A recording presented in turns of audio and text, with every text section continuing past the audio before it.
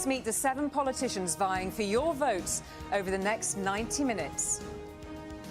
Hi, I'm Angela Rayner, Labour's Deputy Leader, and we have a real chance to turn the page and have change in Britain, voting for Labour on the 4th of July. I'm Daisy Cooper. I'm the Deputy Leader of the Liberal Democrats. And tonight I hope to share with you some more details on our plan to save the NHS, tackle the cost of living crisis and to protect our local environment. Good evening, I'm Penny Mordaunt. I'm going to be talking to you about which of your taxes the Conservatives will cut. Labour will be trying not to talk about the ones they're going to put up. Fucking Penny putting it down immediately. Penny cannot even get through an intro without fucking messing with Angela Rayner, and I love it. Yeah, they're coming out swinging. With the Green Party, you can choose real hope and real change. I'm Nigel Farage, leader of Reform UK. Just before we came on air, we overtook the Conservatives in the national opinion polls. We are now the opposition to Labour. Yes, legend. I'm Stephen Flynn, leader of the SNP at Westminster, and we're here to always put Scotland's interests first. Hi, I'm Rhyn ap Iorwerth. I'm the leader of Plaid Cymru. Tonight I'll make the case for a fairer, more ambitious Wales, but also for a new kind of politics that can matter to you wherever you are. I can't help but love that guy. He just seems like a charming, cool guy. He actually seems like a sound lad. Hello and welcome to the ITV election debate. It has been a fractious few weeks in the election so far, grappling with issues like the cost of living, tax, the health service and immigration. After our head-to-head with Keir Starmer and Rishi Sunak tonight, we have leading politicians from the 7 largest parties in Great Britain to hear all of their ideas and plans for tackling the big challenges. And with trust in politics at an all-time low, and where many of us feel our political system is broken, we're not live on YouTube what right now. can they say to restore some faith? It says I'm well, waiting the format tonight is simple. We want to focus on 4 big questions at the heart of this general election campaign. Those questions come from ITV viewers, and the questioners selected are here in the studio with us. They will put their questions directly to the politicians. Each politician will then have an initial uninterrupted reply to the question. After all the politicians have had a response, we will then debate their positions on that question in depth. I may add in some shorter questions from the viewers at home to add to our debate. And you can join in wherever you are by using the hashtag ITVDebate. It's time for our first topic. We were inundated with questions from people worried about public services, from people who use them and from people who work in them. Asking about that is Dennis from Southport. Dennis. I was born around the time that the NHS was founded. It was an amazing thing, like one of the guys that but founded unfortunately, now it is on its knees. So many public services are not working as they used to. Do any of you have any ideas that are big enough to make things work again? Thank you very much indeed, Dennis. And a reminder that Dennis's question obviously talks broadly about the public services, some of which, like health and education, are devolved areas with policy set directly in Scotland, Wales and Northern Ireland. I'll come to my first responder, please, to Penny Mordaunt. Thank you. Well, thank you for your question. The NHS in particular, it's an act of faith for the people of this country.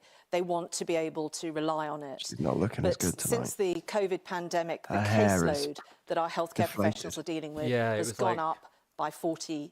I don't even know. Let's call it like the a golden only way halo. To be honest, I'm not happy with what I'm seeing. Those waiting lists is to keep the NHS budget strong. That we have done, that we will continue to do. The only party on this platform that has ever cut the NHS budget is Labour. They've cut it 3 times in Wales. And we have to increase the number of healthcare professionals that we have. We have been doing that, 70,000 more nurses, for example. We have to continue that, and we won't do if we can't retain them in the service because they're being taxed out of it because of their pension. Thank you very much. Interesting how she never actually throws a jab at reform. Thank you for your question. And the NHS is quite an important topic. Person she should be battling with. She might. Maybe she's trying to make good with them in some way. Not take them seriously. Like, yeah, don't give any attention to them, because actually, if she heads in that direction, she'll probably lose amongst her base. So you're better off not engaging in conversation there. That could be a thing, but it could also be that, like, she might even be thinking of jumping over to them if they become the Yeah, that's true. That is true. You know, that sounds like a penny move. Yeah, you never know. Because I physically wouldn't be standing here if it wasn't for the good work that the NHS did. I was a disabled man for 18 years. I know the importance of our public services, but our NHS in particular. The thing the NHS requires more than anything is clear financial support from government and a plan for the future. And I'm afraid that Westminster doesn't offer that hope and that certainty. What's baked in under a future Labour government is £18 billion worth. I love the way he says God, is this just going to be a repeat? That's the equivalent of the entirety of Scotland's health and social care budget.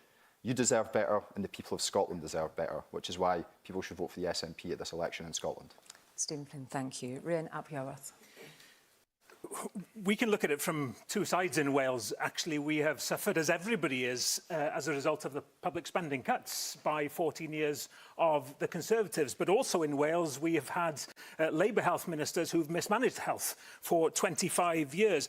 At the heart of the future of the NHS has got to be sustainable. This is sustainability of funding, which is why I want to see fair funding for Wales. But it's also got to be the sustainability of the workforce. The NHS is nothing without its workforce. That's why we say we want to recruit 500 extra GPs into the NHS. But two core principles. One, we absolutely have to pledge to keep the NHS free at the point of need, and also to keep privatisation out of the NHS. And it pains so many people to see Labour's Wes Streeting talking so warmly about bringing the private sector into the NHS. Thank you very much indeed, Ryan. Wait, who do you say that about? Nigel Farage. Well, Dennis, the NHS has two fundamental problems. One, Penny mentioned, caseloads up by 43%. Why? Because we have an exploding population. All of our public services are under pressure because the population has increased by 6 million since the Conservatives came to power. It's impossible to keep up. Secondly, everyone talks about more money, more money. We've massively increased the amount we spend on the NHS. We've gone from spending about 7% of the national cake to over 11% of the national cake for worse and worse returns. We need to look at countries like France, who spend exactly the same sum of money, but get far better services by people paying in to an insurance fund. It acts on a mutual basis. Those that can't pay don't. They get better results. Let's think more broadly. Thank you very much indeed. Carla Denyer. Dennis, you're right. The NHS is in crisis. And the Conservatives' answer of a workforce plan doesn't help when they're refusing to pay healthcare workers properly. They're pouring water into a leaky bucket because people are leaving the service for better pay and better conditions elsewhere. It also doesn't help what Labour are proposing, opening the door to more privatisation in our health service.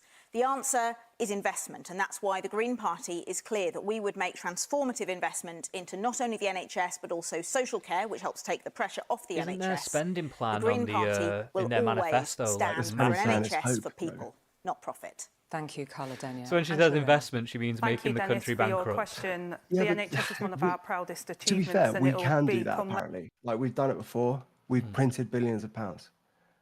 We've done it. Like, we can't tell her you can't do it. We might as well spend it on something, you know, other than hospitals that don't get used. Well, I mean, she's right. But, like, that is also partly why we have the inflation, though. Yeah. She doesn't give a fuck about inflation, okay? She doesn't give a damn about it.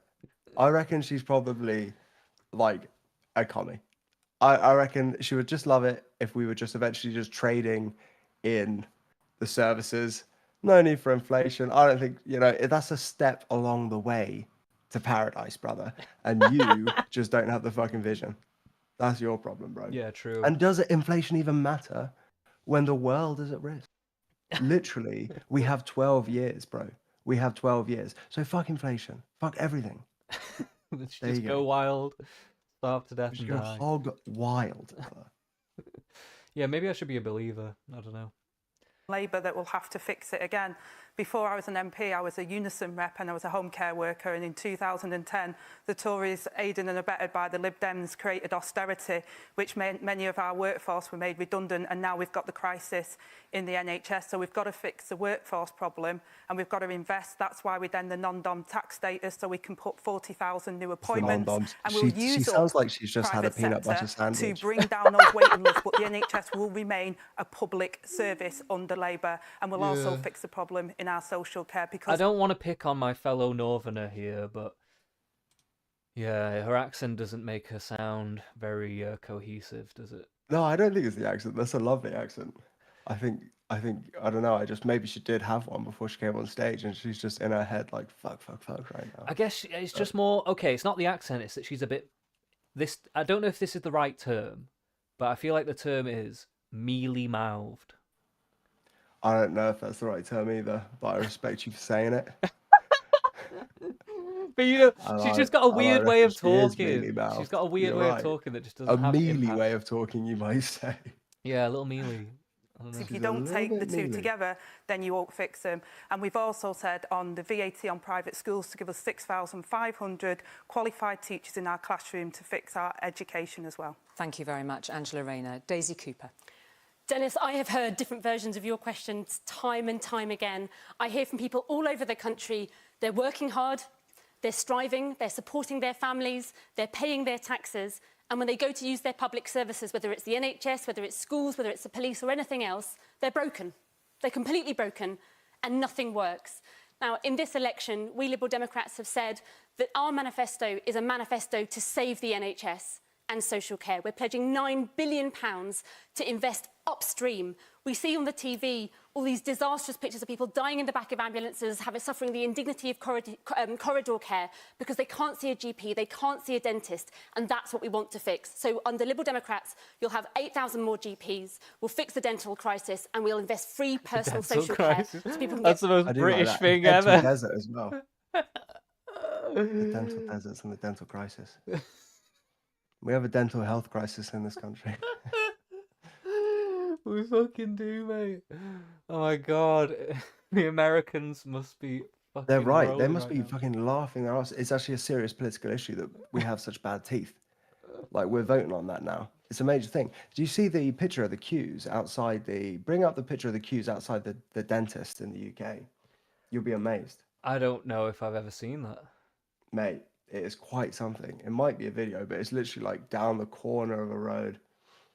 I'll have to dig it out at some point.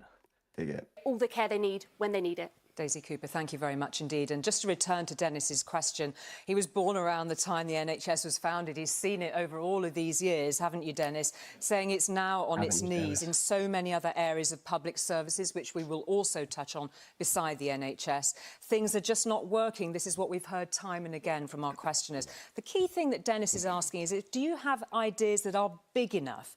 Angela Rayner. Well, yes, we've also said not only do we need that investment, but we do need the reform. We need the technologies as well, because our NHS is world leading, and then we need to have those scanners and the new technology so that we can have the best possible care for people. That will also bring around, with that reform, efficiencies in the way that people work. So we're open to that to make sure that people get the support that they need. But we've got to fix the social care crisis as well. But what Angela's refusing to admit there is what was referred to earlier, which is the Shadow Health Secretary essentially saying that he's going to hold the door open to the private sector. Now, that is not... He did say that, and that is not... That's not true. Where the answer lies. The answer well, lies I'll in answer that directly. And when it comes to staffing... Let's just pause there and allow her to answer that directly, and then I'll come back to you. I'll answer that directly. Wes Streeton has said, in order to bring the record high waiting list down, that we would use up capacity in the private sector to bring the waiting list down, rather than keep people on waiting lists, waiting for years for an operation that they desperately need. Angelo. We think that's the right way. Okay. But it will always be a publicly owned NHS under Labour. Angelo, all of us are aware of what Wes has said, and you may deny it, but the reality is he said he wants privatisation. It goes beyond just hospitals as well. And when we talk about staffing, because staffing is an enormous issue, the elephant in the room is the fact that it's not migration is the problem, it's the fact that we need more people coming in to work in our hospitals and to work in our social care sector, which has been decimated by your... I swear they said all this shit last time. Yeah, no, they are repeating themselves already. This SNP, well, I mean, like, if you're in the SNP, you're probably going to have a smaller list of problems that you want to harp on about. Because, yeah, I feel like you just want... You've got a few things to criticise, but... You know, you just want to, you've got your base. You're not going to win in England. You're not going to win in Wales. So yeah. I guess he's got a smaller thing that, like, that's the think tank. I mean, it is worth challenging them on it, but, like, it's just get a bit more creative with it. Like, this is literally the same conversation that was had last time. Like, it's not really, you've only got so much airtime. He's next to Nigel on this one, so there's going to be, I think, a back and forth here on it. Maybe. True, the placement is different. There could be a little bit of a mix-up as time goes on. But like at the minute, it's just very boilerplate from the like. It might as well just be the first debate. It's basically the same. Yeah, it's. I feel like you should be able to use this opportunity to get some better points and say something a bit more creatively or whatever. I don't know, but like you've only got so much time. Like use it wisely. But it just feels like a complete rerun. It's not Your Brexit. Isn't the point? All we want is for it to be free at the point of delivery. That's what matters. And actually, Labour are quite right to say, let's use the private sector to try and reduce some of the waiting lists. Why not actually give people tax relief on paying money into private insurance to relieve more of the pressure? I chose my words carefully. It's the warm words which Wes Streeting has used to describe the role he sees it for the private sector in the NHS. And the problem with that, you see, is that if you're allowing the scarce funding that we all agree there is in the NHS to be leaked out of the NHS in private profit, rather than doing things like setting up the cancer system that Plaid Cymru proposes in this election, you're not serving the people that we're meant to be. Thank you. Let me bring in I think this goes to the heart of the problem, because I think we should just keep political dogma out of the public sector and public services. The public, we're all politicians up here, but most of the public don't care what colour the cat is. They just want some mice caught. That's what they want. They want results. And in my experience, listening to people who are actually doing these jobs, police officers who have reduced crime by half over the time we've been in office, healthcare professionals who are coming up with amazing initiatives in our hospitals and in our GP surgeries, teachers who are responsible. We now have 90% of our schools are good or outstanding. Listen to the professionals in these services. Keep political dogma out of it. Thank you. I'll come to you in a moment, Carl Denny. On that issue of... I mean, that's actually a little bit of a fair point, but I don't really know if she should be the one making that point, because let's face it, like the Tories have their own political dogma that they've applied to it, whether they like it or not. So like, it's a bit rich coming from you. It's like, I can agree with the point, but it feels a little disingenuous though. Yeah, maybe that is true.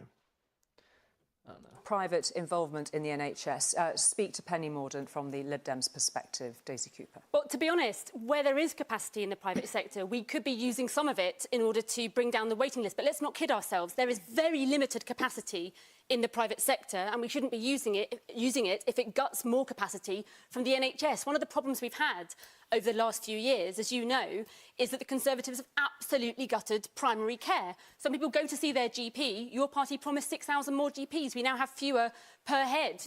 We have dentists fleeing the NHS. But wait, isn't that what Nigel Farage is saying? Is it like, because there's more people, that's going to be the effect, right? If you can't keep up with the rate of people that are coming in, you're going to have more people than there is doctors per head, right? But I think the argument is that there's a disproportionate amount of doctors amongst the people coming. Is there? I don't know. I don't think so. I think that is the thinking, because they did say you're more likely to be seen by a doctor that's an immigrant. The argument is all our doctors are immigrants. Yeah, but that's not disproportionate. Bringing in immigrants is bringing in doctors. Yeah, but that's not disproportionate to the amount of immigrants, because most of them aren't doctors. Not with that attitude. I mean, yeah, I know. I feel like that's real though. Like, I know it might come off cynical, but like, I feel like that is what it is, though. I don't know. I know an immigrant. He's a doctor. I'm not saying there isn't immigrant doctors. We're just talking about proportions. Doesn't believe that an immigrant can be a doctor. Wild. Not on my watch. The dental contract is so broken and hasn't been fixed. Boris Johnson stood on the steps of Downing Street and promised to fix social care once and for good, and he hasn't, and it's now in crisis. Okay. So our plan is to fix the front door with more GPs and dentists, and to fix the back door by fixing social care. Okay, quick response from Penny. Exactly what we are doing. We have grown the number of healthcare professionals. And they're leaving. It's one in, one out. We have 70,000 more nurses. You're pouring into a leaky bucket. We have a dental recovery plan. It's not working. New providers providers coming in and also mobile services now. This is the only way. What about the junior doctors?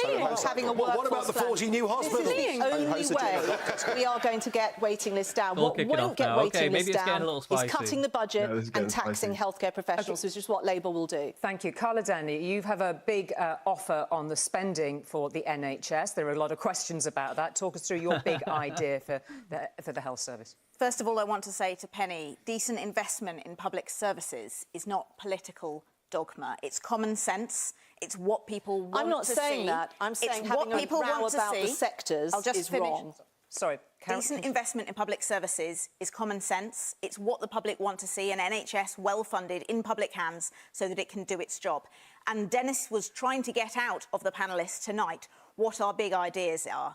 The Green Party's big idea is decent investment in public services, and we're not afraid to say where it'll come from. Our big idea is communism. Get on board, guys. Big idea, though, isn't it? It's the biggest idea there is. I hope you're prepared for breadlines, because they're coming to a street near you soon. We want to make the economy fairer so that the billionaires and multimillionaires, those with the broadest shoulders who can easily afford to, pay a bit extra to fund the public services that we all rely on. They'll leave the country. They're leaving already. Even under a Conservative government, we've got a brain drain, the likes of which we haven't had since 1978. The brain drain on the stage. If Labour are in power, maybe with your support, what will happen is even more will leave. Just taxing the rich doesn't solve this. And everyone here is talking Nigel, about more money, more investment. We've massively increased investment in the NHS for a worse return. It's not just about money. Carla Denny. Which I did say about reform as well. I'll introduce some facts to this debate. When the rules on non-dom status were changed in this country in 2017, there was no difference in who was leaving the country amongst those that were affected by that change and those who weren't. Nonsense. No, that's true. They're leaving now. Angela Rayner, you wanted to come in on that point that was just raised by Nigel Farage. Yeah, because I think we do have to invest in our public services, and we've said that. Austerity was very damaging for our public services and actually cost us more in the long run, and people are not getting the care that they need. But we do need reform, and we do need the new technologies that will help as well to bring those efficiencies. Why not fund it properly? Your party is committed to continuing with £18 billion worth of public sector. Don't shake your head. This isn't my words. This is the IFS. The IFS have outlined the conspiracy. He's on the war party and the Conservative Party. All the SNP does is snatch up their seats and pester them in debates. Yeah. If the SNP didn't exist, Labour would just dominate all the time. True.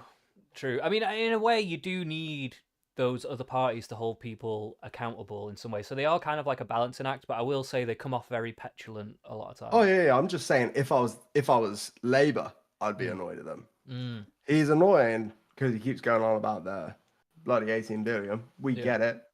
No one knows what that means. I can't imagine 18 billion. It doesn't exist to me. That's too big. And also, it's a point, but have you got any more points? Like, come on.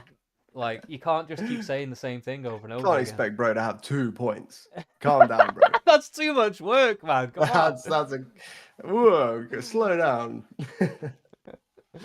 With the public sector cuts, how is that going to help public sector services? It's not. OK, can you respond directly on that point Yes. about the £18 billion worth of cuts that Stephen Flynn, he is pointing to? Just Yes, because at the moment we've had flat growth and really poor growth in this country, and we're not going to be able to tax our way out of the disastrous situation the Tories have left us in. But what we are going to do is we're going to have a growth strategy with an industrial strategy, with a skills strategy, which will enable us to grow the economy so that we can pay for our public services. We can't tax our way out of this. We've got the highest tax burden. That's a little bit of a stolen talking point from Reform, because they were saying in their when they released their plan for the economy and stuff, they were saying that we can only grow our way out of this.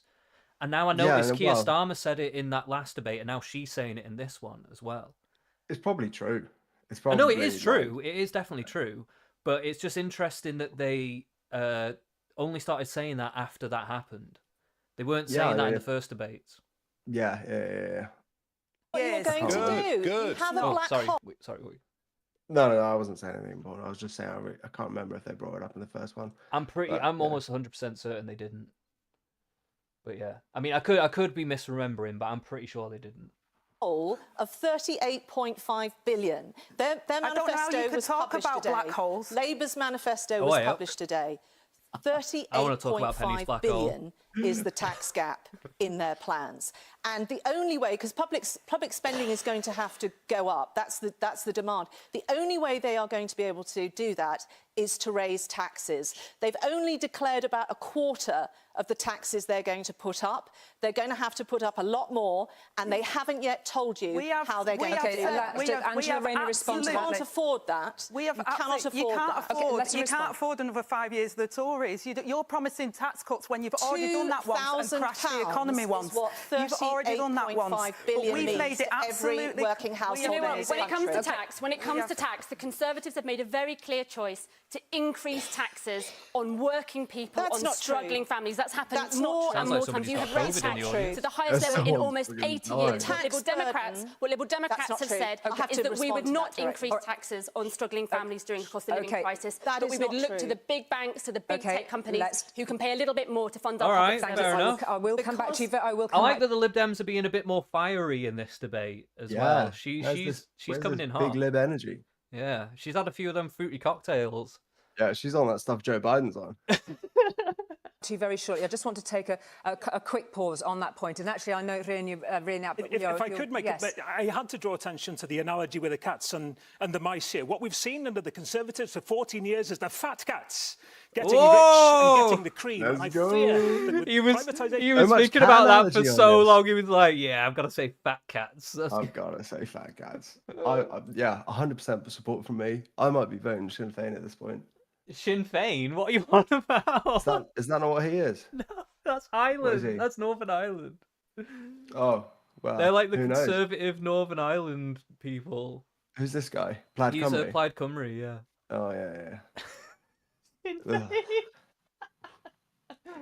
Oh, mate, sorry, you should I do though. care That'd be about funny. other countries' politics. In the NHS, we're going to see the same under Labour. You, in an interview last night on a colleague's channel, said that tax is a good thing when it comes to public services. Tell the other people on this platform why you believe tax is a good thing. This is the honesty that we need in this debate. We can't have a decent NHS. We can't have good schools unless we have a fair taxation system that brings the money in to pay for those services. The taxation system has to be fair. We have to have honesty. And the taxation has to be fair in that the weight is borne by the shoulders of those who have the broadest shoulders, be it corporates or the very, very wealthy. You have to spend money wisely. Just pump. Folks, I've explained to you, we've massively increased over the last few years the percentage of the national cake we put into the NHS for a worse return. Does nobody else acknowledge we need to spend the money better?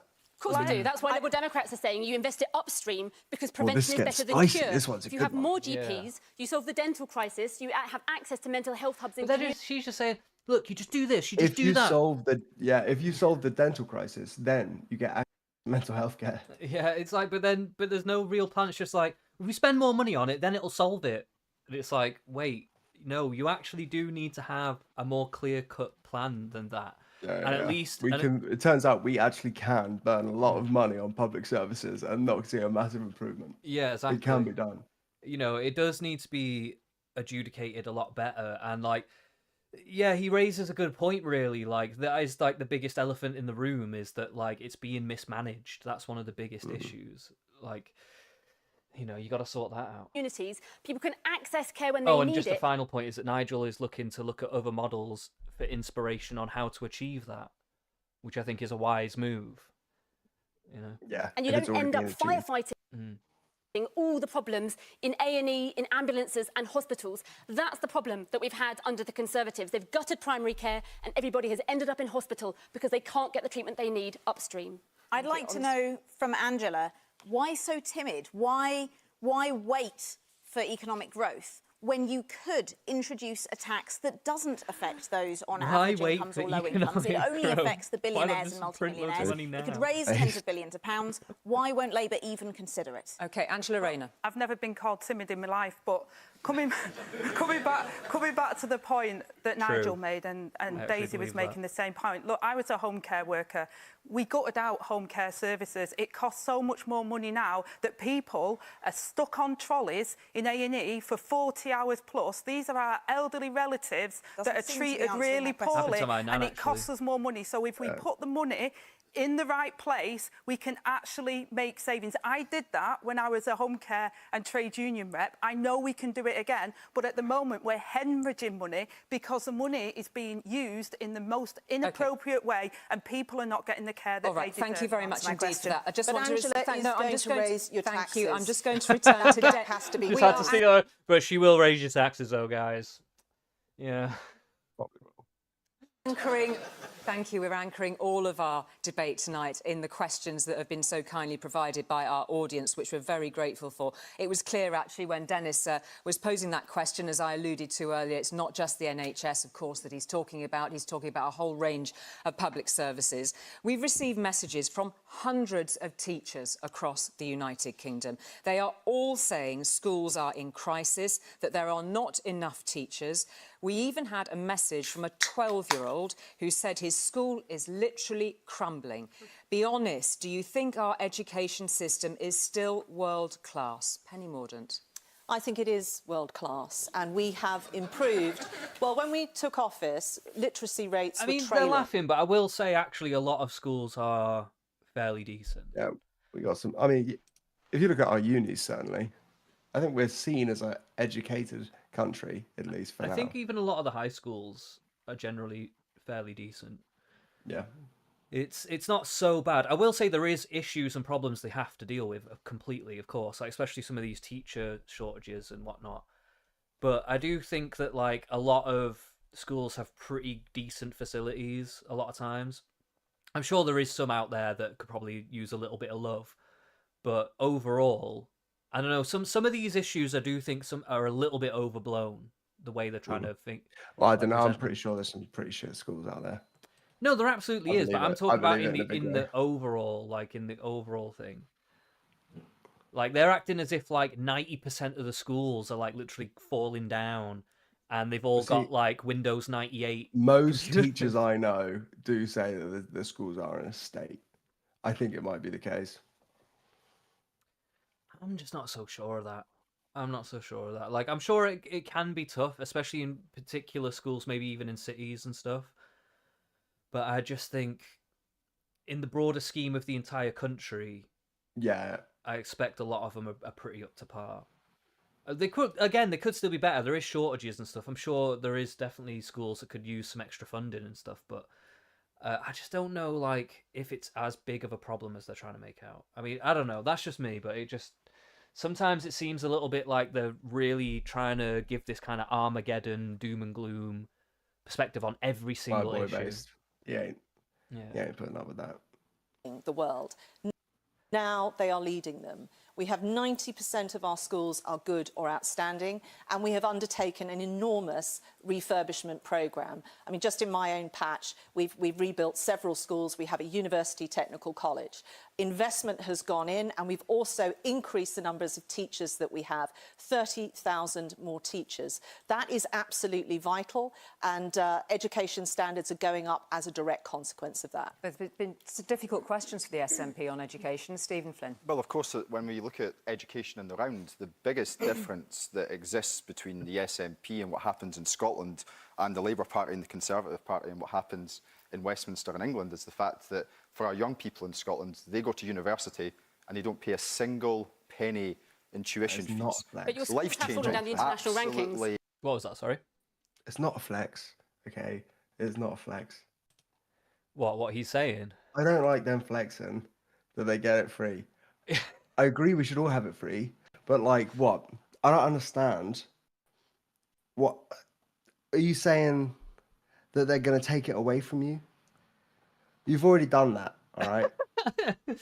I guess he's saying that you could have it for free again, maybe. What if England? He would probably hate it if England got free education. Yeah, because then what's he going to bang on about? Yeah, exactly. I don't think he wants me to have free education for some reason. I don't know. I'm being rampant and biased. I'm being belligerent. But this guy pisses me off, bro. I know what you mean. He is quite annoying. He is. Roll it. Life-changing. And I don't know if the Lib Dems agree with tuition fees or not. They've got quite a record in that regard. I'm sure you can elaborate upon it for all of us.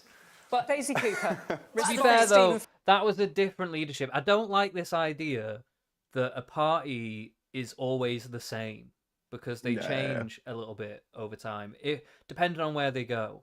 And like for the Tories, it makes more sense because they have legitimately been in power. So a lot of the people that are in, there's just a consistency. Yeah, a lot of people in the cabinet now have been around for a while, either within the party or in the cabinet in different positions. So I don't know, like you can put more responsibility on them, but everyone else, it's a bit like, well, yeah, at one time it was Nick Clegg, but are the Lib Dems really the Lib Dems of Nick Clegg's era? I don't know about that. You know. Flynn, do you talk to Stephen Flynn? Well, on the question of tuition fees, we were punished for that. That's democracy. I get that. Do you still believe in free tuition, though? As I say, on the point of tuition fees, we were punished for that, right? But what's your position now? What's your policy now? In 2015, when we were out of coalition, the thing that the Conservatives did on their own is they removed maintenance grants, the grants that were there for the poorest students to give them a shot at going to university. And we have said that we would put those back in place. But when it comes to education, we will not take lessons so you still believe in from the tuition SNP. fees? You still believe that people should have tens of thousands of pounds of debt? Schools have fallen down the international rankings rapidly. Carla Denyer. The teachers that have written in are right. Like almost all of our public services, our education system has been run into the ground. Ready for the real answers. I was really glad to see the National Education... Sorry about what's up, mate? No, don't worry about pausing it. I'm just saying, now we're going to hear the real answers. Yeah. Union came out yesterday to welcome the Green Party manifesto. It said that the Green Party manifesto is the only party manifesto out so far that meets the scale of the challenges in the education sector. And it's time to invest in teachers, in their pay, in school buildings, in making schools more than just exam factories and giving young people what they need for life. Nigel Farage. Scotland was world class at one point. It certainly isn't now. It's gone right down the international rankings. Look, there is a problem. We know the buildings, the rack concrete, all of that, but we are back to the subject that nobody wants to discuss. The exploding population means our schools, our class sizes are getting bigger. Although it can be a good thing to bring up immigration where it's needed, for me in this debate, he's bringing it up way too much. Like, I think I think a lot of people are going to have kids. Like, if in Birmingham, I believe 7 in 10 children don't say on the census that they're English or British. Right. So I think it probably is the case that a lot of schools, because you let this many people in, and then after one generation, if they have 2 children, let's say replace. I think this one is legit. It's not that it's not necessarily legit, but I think it just from an audience perspective, it comes off like, is there not other ways you got can address 3 this options, as well? which is you can either say investment, which everyone else has said. You can say we need more teachers, this, that, and the other. But I think this is his answer to that question. Yeah, I suppose you're right. I guess it's just that, like, to be like a viable party, I feel like you need to be a little bit more well-rounded in approaching different issues. And I do understand that, like, okay, if he's going to say this, at least weave something else in first, so it doesn't seem like it's just immigration that is your only point. Yeah. You know what I mean? I think it's probably he's realised that. I think it's probably just playing well. I think he's probably just doing this for clips, and he would rather every clip be about immigration.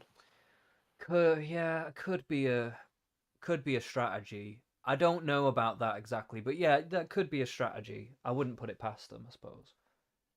Of course, we've recruited more teachers. We need more teachers with an exploding population, and it's a constant problem that none of the other panellists even want to discuss. Angela Rayner. Tell Nigel Farage about the policy that you have on finding new teachers. Well, first of all, I respectfully disagree that we have the exploding population in our schools. We have falling roles in our schools at the moment, actually, and that is a problem for many of our primary schools. But what we've said is that we would end the VAT tax break on private schools to put 6,500 qualified teachers in the classroom. We've got teachers teaching lessons that they're not qualified in at the moment. We think that every child should have a qualified teacher in the classroom classroom. And we had the Tories who knew and were warned about RAC and the problems with our schools' buildings at the moment. We've got more temporary classrooms because of that, because they did nothing, but they cut the capital budget for schools at the same time, knowing full well that there was dangers with RAC buildings. OK, Nigel Farage and then Penny Mordaunt. Look, you know, if you put 20% on private school fees, all you'll finish up with a lot more, probably 25% of those currently in private school will then be a burden for state schools. It is a self-defeating policy that removes parental choice. OK. Well, Nigel, those schools could... OK, thank you. Our state schools have had austerity and have cuts and cuts. Those schools could absorb some of those costs so they didn't have to pass it on to all of the people. So you're happy with more pupils going into the state sector? But we cannot afford to give private schools a tax break when our state system cannot have the right teachers in the classrooms that they deserve. Well, it wouldn't be such a bad idea if there wasn't so much immigration, because, like, if you got loads of immigration coming in and then you're also doing this thing where you put in the VAT, you're removing that tax break, and then those kids come into the school as well, you put in extra strain on the state schools from two angles. You know what I mean? Yeah. So, yeah, I don't know. It'd be good if someone could acknowledge that, but I guess Nigel's trying to get at that, but I don't know if that's been stated clearly. In addition, in 2010, in addition to there being no money left, IFOI, the Department of Education, about the Building Schools for the Future programme, they weren't even looking at secondary schools in that programme. And what Angela and the Labour Party are going to do is, unbelievably, they are going to tax education. The result of that is, yes, some families will not be able to send their kids to the schools they're currently going to, but also, they've admitted this week, class sizes will go up as a consequence. It's crazy. It doesn't serve anyone, and it's the kind of dogma that we need to keep out of the public sector. Penny Mordaunt, thank you. Ria Napiola. Wales was one of the first literate countries in the whole world. That was it pains me to see what's happened in the 25 years of Labour ministers in Wales, and it pains me again to see the impacts of public spending cuts by the Conservative government. Now, I don't know how Angela Rayner thinks half an extra teacher in every school in England will make a difference to the standards of education. But I'll tell you one thing, we need, and both my parents were teachers, we need, just as in health, to make sure that our workforce feel supported. It's in good wages, but it's also in knowing that government is on their side, and neither in Wales nor in the rest, nor in England, can they say that that's the case. Well, OK, no, I'm going to... In our manifesto, we have the school support staff negotiating body, which is around the whole of the support staff as well as teachers, which I believe will make a difference. Thank you very much. We've had so many thoughts and debates within that question about public services. We've had thousands of questions from our viewers about the scale of the problems in the public services against the backdrop of a pretty squeezed financial situation. I know that everybody here and at home will have listened with great interest in what you've had to say. All of those perspectives, from reform to spending to tax, a lot of things to think about. Do stay with us. After the break, we will be talking about immigration, trust in politics, and yes, Brexit. After the break. See you shortly. Okay. Skip ahead a little bit here. Oh yeah, we got that luxury. Ooh. There we go. There we go. Welcome back to the ITV election debate. A reminder that you can join in the conversation we're having tonight using the hashtag ITV debate. Now let's get straight on to our next question from Christine from Manchester. Christine. I keep hearing migration levels are too high and getting higher, and it's a strain on public services. But I understand we as a country need some foreign workers. What are you going to do? Thank you very much indeed, Christine. Is that a really good question? Thanks, Christine. And what we need at the moment is a skills strategy. We've not had an industrial and skills strategy. So what we've had is we've been over-reliant on our economy from overseas workers to fill our skills gap. And they've done a tremendous job in doing that, and we have needed that. But what we really need, as unemployment levels have gone higher again, is we need to really match those skills and give people opportunity to take those jobs. And that's what Labour's industrial and skills strategy is about. It's about not relying on overseas workers, and we'll always have overseas workers that come and help us, but we also need to have a strategy on how we skill up people here in the UK. Thank you very much indeed. indeed. I actually like that. Based. But I want to know how they're going to do that. I suppose that'll be in the manifesto. Yeah, it's a time constraint thing. It really is a, like, they have so short to answer. If they start going into detail, the moderator will get them. But I mean, you should be able to sum it up a little quickly. But, I mean, to be fair, it probably is in the manifesto. And I will say, you don't have to necessarily be present for these streams or not. You can if you want to. But I was going to go through some of the manifestos before the election at some point. So I don't know if you want to join me for that, but you're definitely welcome. I might well be dropping in. So I don't know if I'll do them separate or all in one go. It depends how long they are. But I'll figure it out anyway. I'll let you know. No drama. Angela Rayner, Nigel Farage. Well, it's funny Angela Rayner says that because Labour today launched their 6 key priorities for the general election and didn't mention the single most important issue affecting the lives of everybody in this country, namely the population explosion caused directly by migration. The reason we voted Brexit and the reason Penny's party got the massive majority in 2019 is we voted to reduce the numbers coming in, and the numbers have exploded. I mean, honestly, unbelievable. 1 in 30 people walking on the street out there has come in the last 2 years alone. The answer is we have to have net migration at 0. It means skilled workers can come, we can go work abroad. We have to have a freeze on the total numbers of those coming in. Thank you very much. Carla Denyer. Christine, you're right. Our economy needs migration. Migration does change communities. In my view, that is a positive. However, I understand it can be unsettling, especially when change happens fast. And it can be particularly unsettling when the government doesn't invest properly in our public services. We think it's shameful when some politicians scapegoat the people who become our neighbours, our friends, our colleagues, to distract from their chronic underinvestment in public services.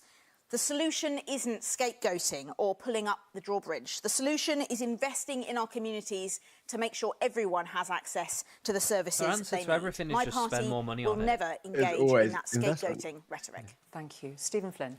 So Scotland has a migration problem. The problem is we don't have enough migrants because Scotland has we'll a send them all to declining Scotland working then. age Should we just Yeah, do it that that way? actually might So be we a need solution. And you know what? I am genuinely fed up going to speak to businesses. I reckon it's just as healthcare like workers, going to speak to as people much in of our a social care deterrent sector. as Rwanda. True. True. You know, it would be wild. Yeah. All to Net migration Glasgow. just drops off a cliff once we start saying they all go to Scotland. Yeah. Rwanda plan like goes down, but when you only go to Glasgow, it's like that might not be classified as a safe country.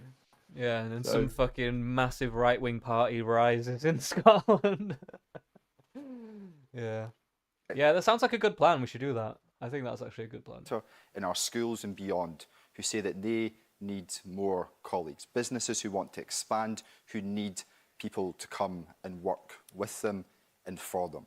That's why I'm in favour of migration. And this race to the right that is happening in West...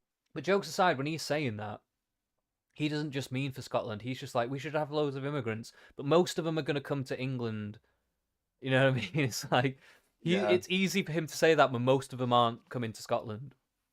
Well, and those that do have a reason to go to Scotland. It's not that they just don't want to be where they are. It's that they have X, Y, or Z reason to be in Scotland. So I think there's a slight difference there as well. Yeah, definitely. Like, yeah, a lot of them are more there for more specific reasons. So yeah, I just think, it's a bit disingenuous. Like, you know, someone should just turn around and just, it'd be funny if one of them did just turn around and say, we'll send them all to Scotland then. How about we just do that? If you're willing to Did that take in some. America? I mean, I don't see why not. And then I'd love to see what his answer is to that. It's problem solved. I think he'd just say, yeah, brilliant. Yeah, you take them then. Okay. Westminster is so wrong. We can do better. We must demand better, not just from the Tories, but from the Labour Party too. And the SNP will always do that. Thank you very much. Daisy Cooper.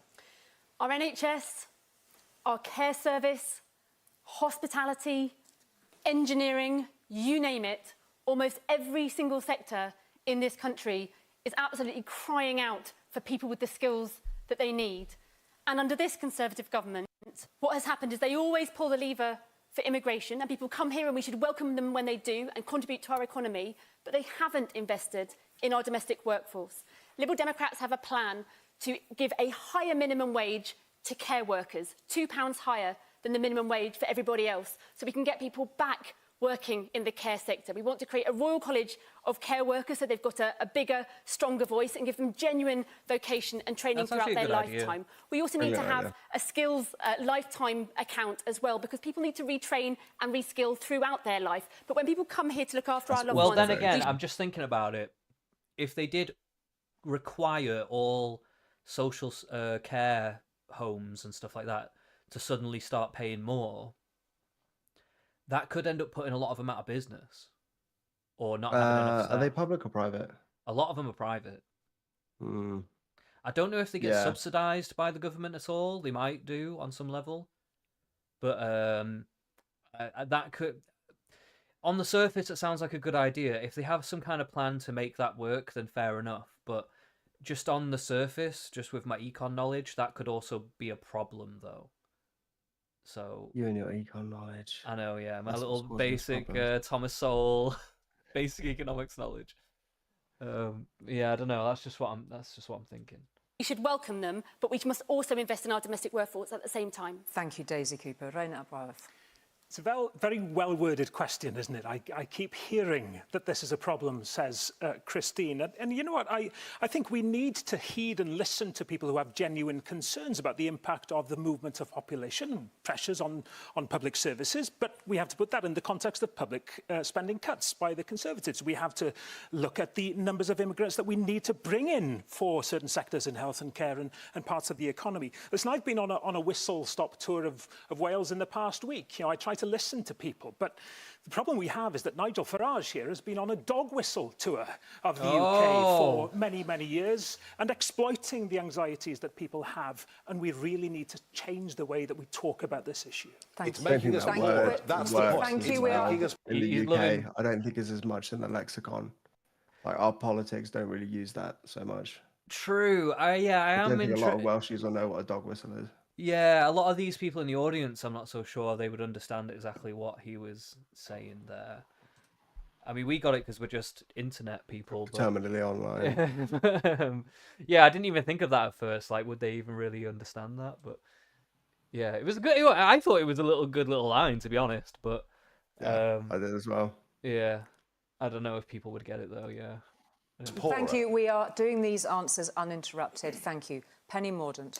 And public spending is I'm going the up. missus. But you put the question very well, and I think whatever the public think about the numbers, what they want from their government and their parliament is to control access of foreign nationals to the UK. She has no idea what a dog whistle is. So what we are proposing is that every year Parliament will put a cap on the number of family and work visas, informed by what our workforces need, but also what pressures would be put on housing and community services.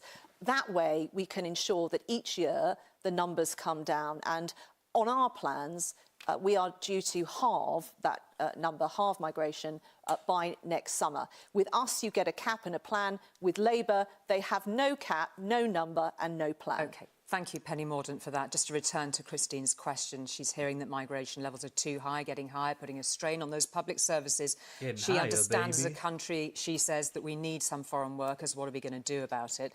Just before we get the debate flowing, please raise your hand if you think the net level of legal migration, that is the additional number of people coming to the country to work and live, needs to fall. Please raise your hand. Nigel's doing too. Nigel Farage, Penny Mordaunt. It's due to fall anyway.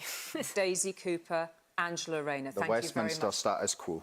That's exactly. That's the Westminster status quo. Of course it is. The four main parties. No, it isn't. The four main parties, all with the exact I welcome immigration because I think that people come here and they're more likely to prop up our public services and work in our public services rather than they are to put a drain on our public services. So I welcome immigration in this country because they contribute to our public service. But the numbers are due to come down anyway. But I think part of the reason we have so many people coming here, and I welcome them when they do, is because we're not investing in our domestic workforce, and we can do both at the same time. OK, thank you. There was some pretty strong language used towards Nigel Farage about dog whistle tours and scapegoat politics. What's your response to that? I'm just talking numbers. We haven't even mentioned housing yet. But could you respond to that point in particular? Oh, no, I ignore that nonsense. Complete nonsense.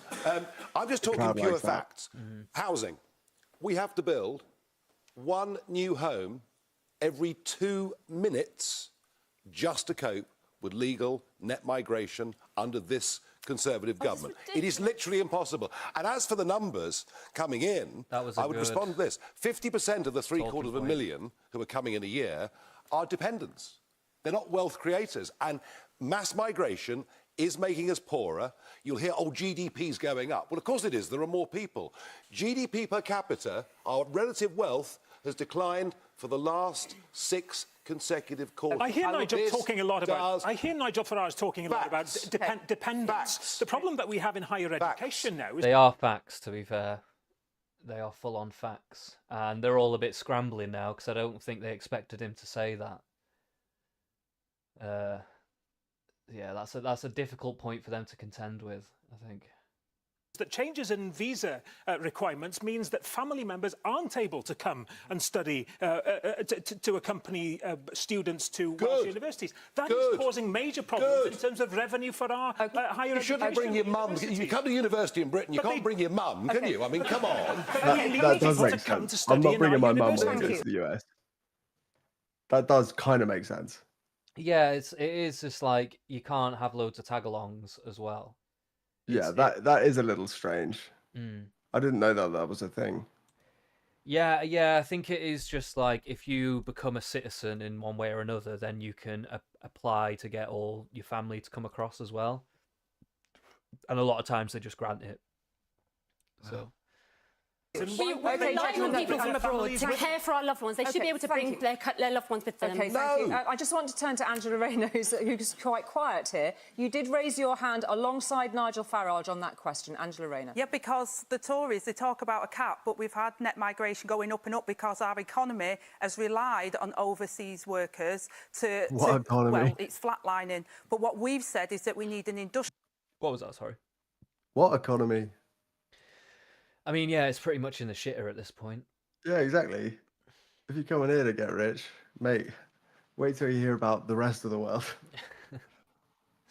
And skills strategy, because we've got unemployment going up in the latest figures. So we've got to make sure... years to come up with some ideas on this, and we have. We've got... Mate, you've had 14 years as well, mate. Like, what the fuck? And to be fair, she has spoken about some kind of initiative to respec or skill up people in this country as well. So I don't know exactly what that plan entails, but at least she's said something like that. I mean, I don't know what the fucking Tories have got. We've got a workforce plan for the NHS. We've got a workforce plan for social care. You don't have a workforce plan for social care. It will inform a vote on the floor of the House of Commons. Mate, she's from being your democratically elected representatives will be able to cap the visas. It is absolute rubbish. You've talk about the issues that the question and net migration has gone up. You have no idea. You have no workforce strategy. You have no industrial strategy. Oh my God. Are you talking to me or Rishi? Thank you. Are you talking to me or Rishi? Because that is exactly... It's an election campaign. What's your plan? Thank you. You haven't got one. I'm going to thank you, Angela Rayner. Stephen Flynn. I think you can retitle this Unhinged. Yeah, probably. The reality is that Angela was being quiet because the leader of her party, Keir Starmer, just a couple of years ago, said that we should be talking about the positive benefits of migration. And I actually believe that Angela Rayner probably agrees more with me on this topic rather than she does Nigel Farage or Penny Mordaunt. But the Labour Party has changed, and it's changed in the wrong direction. And when Nigel Farage tells you all that migrants are making you poor and they're the problem, don't believe him. Do you want to know the biggest problem facing the UK economy right now? His pet project of Brexit. 40 billion. Oh, here we go. And do you want to know what makes it worse? The Labour Party back Brexit as outlined by their manifesto today. Shameful. No, I need you to respond, Angela Rayner, to we had a vote on this. Was That's wild. We had a vote. It's not shameful. Yeah. And also, like, does he not respect democracy? Like, what the fuck? I didn't even vote that way. I voted to stay. Right. But you respect the result, like, kind of a deal. You gotta. Otherwise, I would be too scared of the government. I wouldn't trust them at all. Yeah, true, because it just does, like, show a kind of willingness to be tyrannical, I guess. Yeah, they're showing their hand too much there.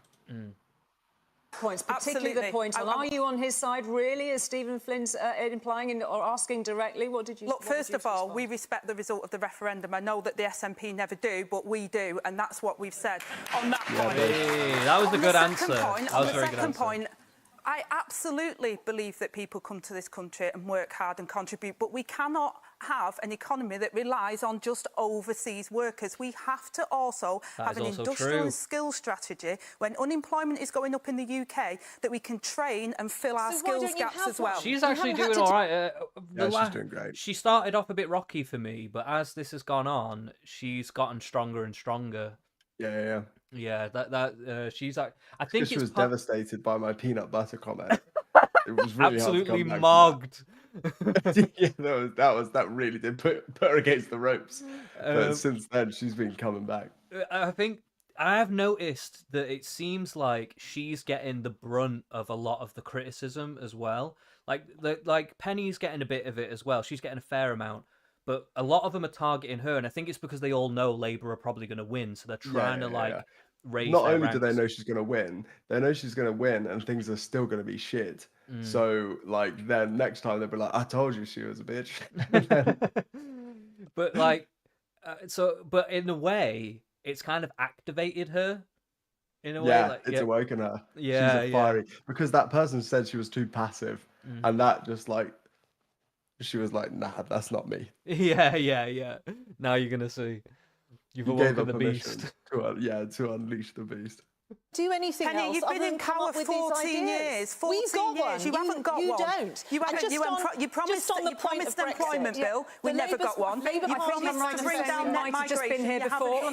Thank you very much, Penny Mordaunt, Angela Rayner. I think we might have give you the worst of all possible worlds for the EU because they will take you back in without any of the benefits of membership. Penny Mordaunt. You keep talking about your workforce strategy. What are you doing to deal with the emigration, the people leaving from our health and social care because they're not being properly paid for the work they do? I'm fighting Labour's plans to tax our healthcare professionals on their pensions. That's what I'm fighting. Senior nurses, doctors are going to leave the NHS, and they're also going to be piling on additional pressures into our Penny, we haven't won the general election next time, and we'll try and find someone who says these that. four are going crazy, man. I'm down to the picket line. This girl is based. I've got more respect for her in this one. Mate, have their periods synced? Have their periods synced? Whoa. I like her. Here. She's gotten less in touch with, she's forgotten about all the realpolitik and all that. She's just, I like it. Every solution is invest. That probably is true. You just can't do it all at once. Yeah. And she's there on the picket lines. I believe it. True. She's got hairy armpits. She's going to stab someone, I reckon, if she doesn't win. She's got hairy armpits. True. She'd be sweating it up in like circus pants and stuff. 100%. In Bristol somewhere at a rave. That's why they're leaving. I won't get on. All right, Nigel Farage. Christine, the answer to your question is, what are they going to do about it? Neither of them will do anything. These people have lied to us repeatedly, and Labour. He says you, but what has he actually lied about though? Probably that side of the bus, 350 mil. That's like the thing he's accused most of lying about. But wait a minute, what was wrong about that? Well, the 350 million wasn't given to the NHS, but it didn't say it will be. It was just saying, let's do that. But then again, that's kind of a gnarly. Yeah, I guess optically, if that money isn't actually going back into something that can be seen as positive or whatever, then I guess, I guess the less discerning people will see that as a point. But yeah, I don't know. I just don't know if there was anything that wrong about it. But I could be wrong on that. I just don't know. I don't actually know. Yeah. What's going on there? Repeatedly. I know I've actually always told the truth. Always said what I've... And Labour, it's not even in your first... I mean, they're laughing at him, but, like, how many of these have actually lied, though? It's like... 100%. Come on, man. Like, I don't know. I don't know if he has. You should go off. You should be like, you guys are watching this. You think I'm the liar. This is wild. This is wild. Yeah, true. Start going on about the media. Yeah, no. If he goes on goes full Donald Trump and goes on a tear against the media. Priorities for government. You haven't got the will to do anything about it. Nothing under these is going to change. And the vast majority, not on this panel, obviously, because they're not representative in that sense, the vast majority of Britons want net migration reduced significantly. Angela Rayner, whilst I pick my cards up. Thank you. Well, actually, in our first steps, we talk about a border force command so that we can deal with the crossings and people that are putting their lives at risk, because the Rwanda scheme will never work. It's always been a gimmick. We would put that money into tackling the gangs. And Keir Starmer said today he's worked on counter-terrorism with overseas before. We can do it again. These gangs that are putting people's lives at risk should not be carrying on in the way they are. Migration. And again, you have no plan to you've do had it. 14 well, tell years everyone what in you're power. going to do with illegal migrants when they come here. What are you going to do with illegal migrants when they come here, Angela? We have said that we will fill our skills gap with an industrial strategy to match people to the skills. Okay, this is a good response. Thank you. You're not letting me finish. Your leader was asked a specific question at the manifesto launch today. Thank you. And your leader couldn't answer it. Penny Mordaunt, what are you going to do with illegal migrants that come Thank here? you, Penny Mordaunt. Angela Rayner mentioned the border force. Angela Rayner mentioned the border force. We're back to Brexit here. Of course, it's more difficult to control our borders and immigration because of Brexit and the fact that our relationship isn't what it was with the European Union. And on Brexit, £4 billion has been spent on controlling our borders when we used to have borders that were free. And the question I asked myself... We used to have borders that were free, so like, how are you supposed to control them? Yeah, no, that was saying we didn't used to control them. Yeah, no, but he's and like, it's expensive to control them. Oh, right, okay, that's what he's trying to say. Yeah, but I don't. But he was also trying to say it's harder to control them now because of Brexit. Yeah, no, you're right. But it doesn't matter. I like this guy. He's fine. He can say what he wants. Disregard everything he says. I want to go for a pint with this guy. Yeah, he's a legend. I want to get a Cornish pasty with him.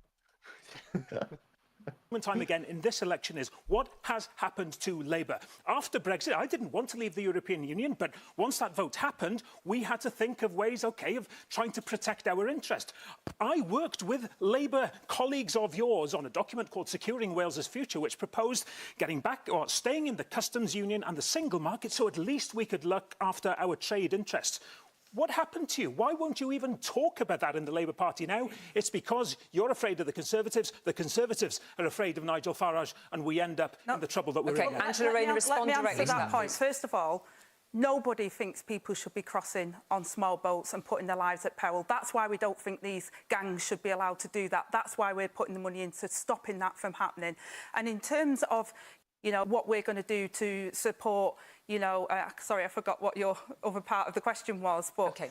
All right, if you're so... Well, we're just going to take a pause. You were just there. I'm just gathering my thoughts as well as gathering my cards here. So we're just going to draw a little bit of a line, but actually stay broadly on the subject, as you'll see, because you're quite keen to talk about Brexit. Before we go to our next break, I'd like to ask you all a pretty quick-fire question from Ken in Caerphilly. He told us that he had a simple question, yes or no. If elected, would you ever rejoin the EU or the single market? Angela Rayner. No, and your other question before was Brexit, and as a result of the referendum, that's what we respect. You would never rejoin the EU or the single market? No. Shameful. Thank you. Shameful. Not on the table at this election, unfortunately, but at some point in the future, I very much hope so. Thank you very much. Penny Mordaunt. No, and if you have a Labour government, they will take you back in, they will tie you on defence, on migration, on regulation, without any of the benefits of membership. Carla Denyer. Yes, when the time is right. Thank you. Nigel Farage. No, we're free. Unfortunately, we're governed incompetently, but at least there are mistakes and not somebody else's. Stephen Flynn. Yes, absolutely. Thank you, Andrea. I have no doubt that Wales is best served by being in the European Union, but for now, let's get back in the customs union and the single market to help our economy. Thank you all very much for being so sharp and quick and clear with your answers on that. We will leave that issue there far more for now. Much more after the break. Well, yeah, I think I jumped the gun earlier. Like, it seemed very, You know, like I thought there was just going to be a repeat of You the thought it was first one, gonna be a repeat? but Nah, yeah, no, it's been a like, this is little more spicy. spicy, a little This is more the last chance interesting. saloon. I think this is what happens as it goes on. You know, it's like all reality TV shows. Everyone's friendly at the start, and then you know, the beef works up. Yeah, true. And that's why we're here. We're just here for the beef. We're here for the drama, guys. Exactly. We are a drama channel. Ultimately. Be discussing the cost of living and also giving each leader a chance. All right. Okay, they cut her off. Gutted. It's strange how they do that. All right, here we go. Welcome back to the ITV election debate, where 7 of the country's political leaders are making the case for why they should get your vote. With our I love next how they made question, it look like the it's Zoom now call time from to hell. turn to Janice from Penarth in South Wales. Good evening. Britain is a rich country. I've worked in housing for 32 years. Why am I working every day with individuals and families who never thought they'd struggle, but now rely on food banks and are at serious risk of homelessness? Thank you very much indeed, Janice. Nigel Farage. Because people are getting poorer. It's quite simple. You know, I mentioned a few moments ago that GDP, wealth per capita, has fallen for the last 6 consecutive quarters. And it's very much, and it's been the same, it sort of began with Labour, but it's continued. It's very much a country in which the big corporates and the big banks and a certain group of people have become richer. What? Yeah. Okay. What did he mean by that? Maybe he is on a dog whistle tour. Bloody hell. I mean, hey, I'm not mad about it, but that was interesting. I did not expect him to say that. What does he mean by that? You know he doesn't mean anything by it. But it's still funny. I can't believe he just said that. That was a bit of a fuck up, I think.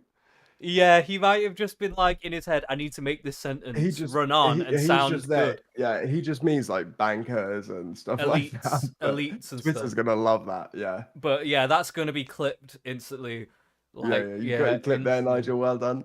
Oh, man. And everybody else has fallen behind. It actually might help him in the polls. And things that perhaps, you know, we could have expected when we were younger, our kids and grandkids now find a house unaffordable. Rents have risen by 20%, in some parts 30%, just in the last 3 years. And I'm sorry, but we are back to the population explosion. You're not sorry. And the massive impact it's having on the lives of people. And we've got to try to get the population to steady, and we have to build more houses, and we have to take the poorer people out of tax. Increase the tax Thank you very much. to £20,000, get people back to work. Thank you very much. You've had Stop your time, taxing me, Nigel. Thank you for That's that. the dream. Yeah, boy. The question. Yes, Libertarian a dream. very rich country, but one of the most unequal in the world. Just gonna run to the it's toilet. because of No worries. that we were so ill prepared for the cost of living crisis. Some, of course, was exacerbated by war and global conditions, but of course we can never forget Tresonomics and the crashing of the economy at the hands of the Conservatives. So what we had was a cost of living crisis, yes, a cost of inequality crisis, a cost of lack of investing crisis, a cost of missed opportunities. Somehow we have got to get government to recognise the importance of dealing with inequalities before they can make opportunities open to all. And that is what is so missing from what Labour is offering, tied at the hip as they are to the Conservatives. Thank you very much. Stephen Flynn. There's an easy answer to your question, which is the Conservative Party is the problem. But to look more deeply into the policy aspect of this, we've had 14 years of austerity. Then we've had the damage of Brexit and what that's done to the economy, the shrinking of the economy, the £40 billion worth of tax receipts. It took a few shots at Liz Truss and called it a day. Then, of course, we had Liz Truss and her decision to crash the economy. Why are they flogging this dead horse? Like, she's not necessarily relevant anymore. Like, she's at home watching, just seething. Which has led to everyone in this room and everyone across these aisles, she can't even energy say anything bills about it. going through the roof. The thing that concerns me the most is what comes next. And the status quo consensus in Westminster is for £18 billion of public sector cuts, isn't it, Angela? Thank you very much indeed. Daisy Cooper. The cost of living crisis is a complete catastrophe, and it's affecting people in every single community across our country. There was a point at which we used to say people were choosing between heating and eating, but there are people now who can't afford either, and it's devastating. So we Liberal Democrats were the first party to call for a windfall tax on the big oil and gas companies, because we saw the raw injustice of those companies raking in billions of pounds in profits whilst people couldn't afford to heat their homes. And that's why we're still saying we would close the loopholes in that windfall tax to raise more money so we can increase people's the warm home discount and start insulating people's homes. We would spread free school meals to every single child living in poverty in this country, so they can afford to have at least one meal a day to help them sleep and study. And we must invest £1 billion in our farmers to reduce the price of healthy, locally grown food. OK, thank you very much. Angela Rayner. Well, it's a very important question. Stephen gave a resume of what the problems were, but without any of the solutions. We need to grow our economy. We haven't had growth in our economy. The Tories have taxed us the highest burden in 70 years. We also need to build the houses that people need. The Tories haven't built those houses. That's why we've said we'd build 1.5 million homes, including social housing, that we desperately need. We need a new deal for working people, which I'm incredibly proud of, to make sure that people have secure, good paid jobs. And we need Great British Energy to bring down energy bills, so we're not reliant on people like Putin for our energy needs, which has meant people's bills have gone sky high. Thank you very much. Penny That was a very good answer, yeah. Well, thank you for what you do. And you'll know from the people that you work with that when you're facing financial hardship, how frightening that is and how exhausting it is, because you have to be so organised. I think this is the issue of the election. And it is not true to say that we've put the highest burden on the poorest. No, I think it the is, tax actually. burden on those on low and middle incomes is the lowest that it has been since 1975. We've got 4 million people into work. We have 1 million fewer working households. But what we need to do now is cut tax. We have to enable people to keep more of the money they earn. That is what we will do. Labour will do the opposite. They will put up taxes, like Reform they have will a put much up more tangible bills, plan of and the doing people that for you the work working with class will than- suffer. Penny, you keep No, spouting this it's rubbish, but we've uninterrupted. got Angela more Rayner. working people Angela Rayner, we are using doing food banks. uninterrupted responses, and it is Carla Denya's time to respond. Carla Denya. Thank you. Janice, you're right. The rich are getting richer, but the poor are getting poorer. We think it's time to bring fairness back into our economy by asking the billionaires and the multimillionaires to pay a bit more and introducing a £15 minimum wage, an immediate £40 uplift, weekly uplift to universal credit, and lifting the cruel two-child benefit cap, which both the Conservatives and the Labour Party support, even though it unnecessarily holds 250,000 children down into poverty. It's not even that expensive to lift, but both the Conservatives and Labour have ruled it out. Thank you very much indeed, Carla Denya. And just a reminder of Janice's questions. She works in housing. It's very pertinent to her. She's seeing it day in, day out. She's asking why so many people are now relying on food banks and are at risk of losing their homes. And just to put some statistics here before we get this debate going, last year the Trussell Trust handed out 3.1 million food parcels, the highest number ever. And the Independent Institute for Fiscal Studies has said this Parliament has been the worst on record for growth in average incomes. Stephen Flynn put some very clear points directly to you, Penny Mordaunt. Perhaps you'd like to respond to them, first of all. Well, look, we have been through some very, very tough times, and the economy is now turning. Wages have been growing for the last 10 months. This is not the time to suddenly rack up taxes on people. Labour are going to do this. Their leader has said he is going to do this. What you haven't been told is what taxes and on what people. But the average is £2,000 per working household in this country. People can't afford that. You know they can't afford that. I asked you to respond. And it will choke off to the recovery. Stephen Flynn, speak directly to Penny. You know what the public can't afford, Penny, is any longer one single day more of a Conservative government which is completely out of touch with the reality of Let me respond to that directly. And ultimately, I know we hate this guy, but I'm sorry, that was like a good... He stepped in quite well. Connor. I'm not giving it to him. I guess he was teed up in a way, but he went there. You know what I mean? I gotta give him some respect for that. You just want to hate him. I do. I truly do. I'm a hater. I mean, I respect it, but I can't lie. That was okay. That was one of his best responses all night, I think.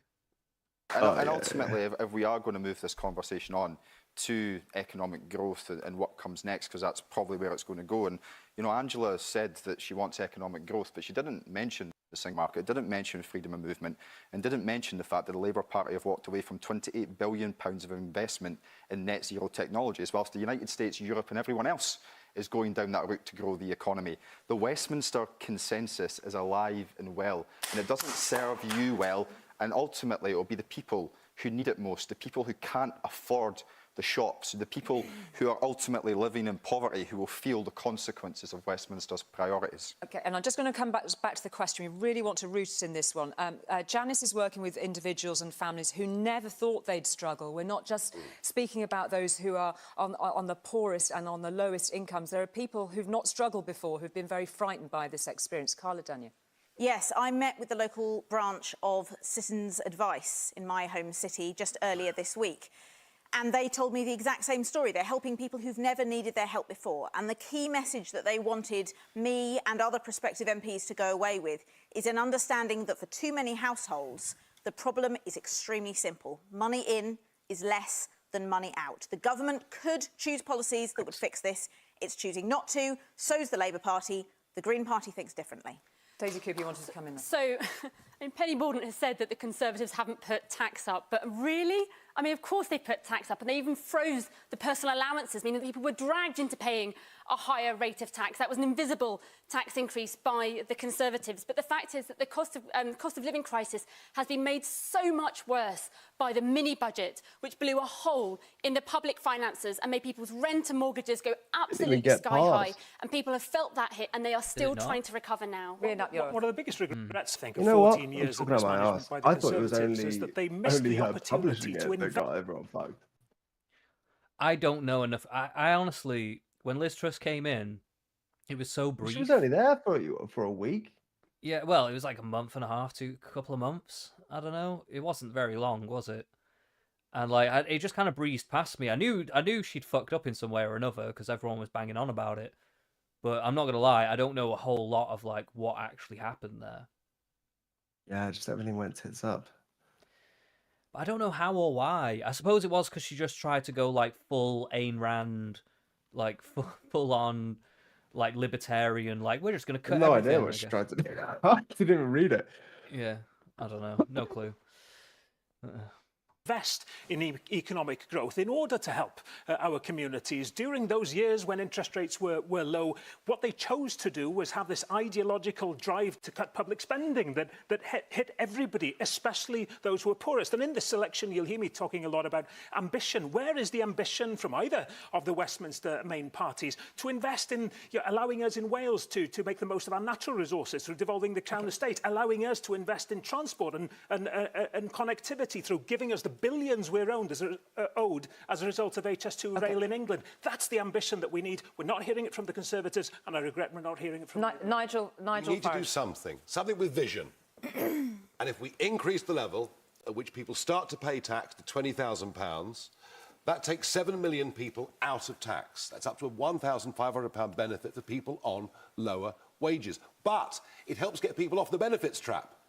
Because the benefits trap is if you start to go back to work and earn money, you lose benefits, plus we'd rely less on unskilled foreign labour. That's the kind of vision that we need to help those who are at the lower end of the income scale or on benefits in this country. And you know what? I really believe it would work. Just a quick question, Nigel Farage, from Suella Braverman actually has talked about the two-child benefit cap, which has been raised, just touched on a couple of times. I know that at some point we'll return to that. Suella Braverman has actually said that two-child benefit cap should be lifted. She's spoken quite warmly about you in recent times. I know. Well, I wasn't asking you to respond to that necessarily, Nigel Farage, but she would welcome a lifting of that cap. Would you agree with Suella? I think we should encourage people to have families.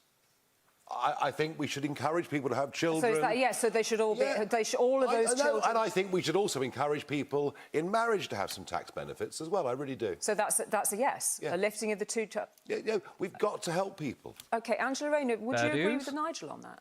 Well, first of all, we said that we wouldn't increase taxes for working people because they have the highest tax burden under the Tories. And coming back to, Just let her finish. Coming back to the original point as well, the Tories promised to end Section 21 no-fault evictions. They haven't, and that's sent homelessness soaring, especially for families. And that we also have said we need to make work pay so that people. One of the most scandalous things I've seen. I've talked about my childhood when my mum and dad was on the gyro. We didn't have to go to a food bank. The people using food banks now are actually in work, and that is under the Tories' watch. Point out the embarrassment here for Angela Rayner. We have Nigel Farage wanting to get rid of the two-child limit, and Labour is refusing to. Again, I ask, what's happened to Labour? Well, again, we've said that we'd have action on child poverty, but we will not. You won't lift the two-child limit. We will not. A Conservative policy that you are determined to press ahead with, even though it damages some of our poorest families. We will not. We will not do unfunded spending commitments. We're talking about the poorest families. Why not fund them? Let me finish. Because unless we can identify where that money's coming from, we have identified. We can identify where the problem is. Poor children living in poverty. Can you let me finish? Yeah, that's why housing responds to poverty. So does people's work. We've already put things in place that we said we won't do. She was coming out strong for a while, but now she's starting to flounder again. Yeah, because she is based in reality. But then again, you probably should get rid of it.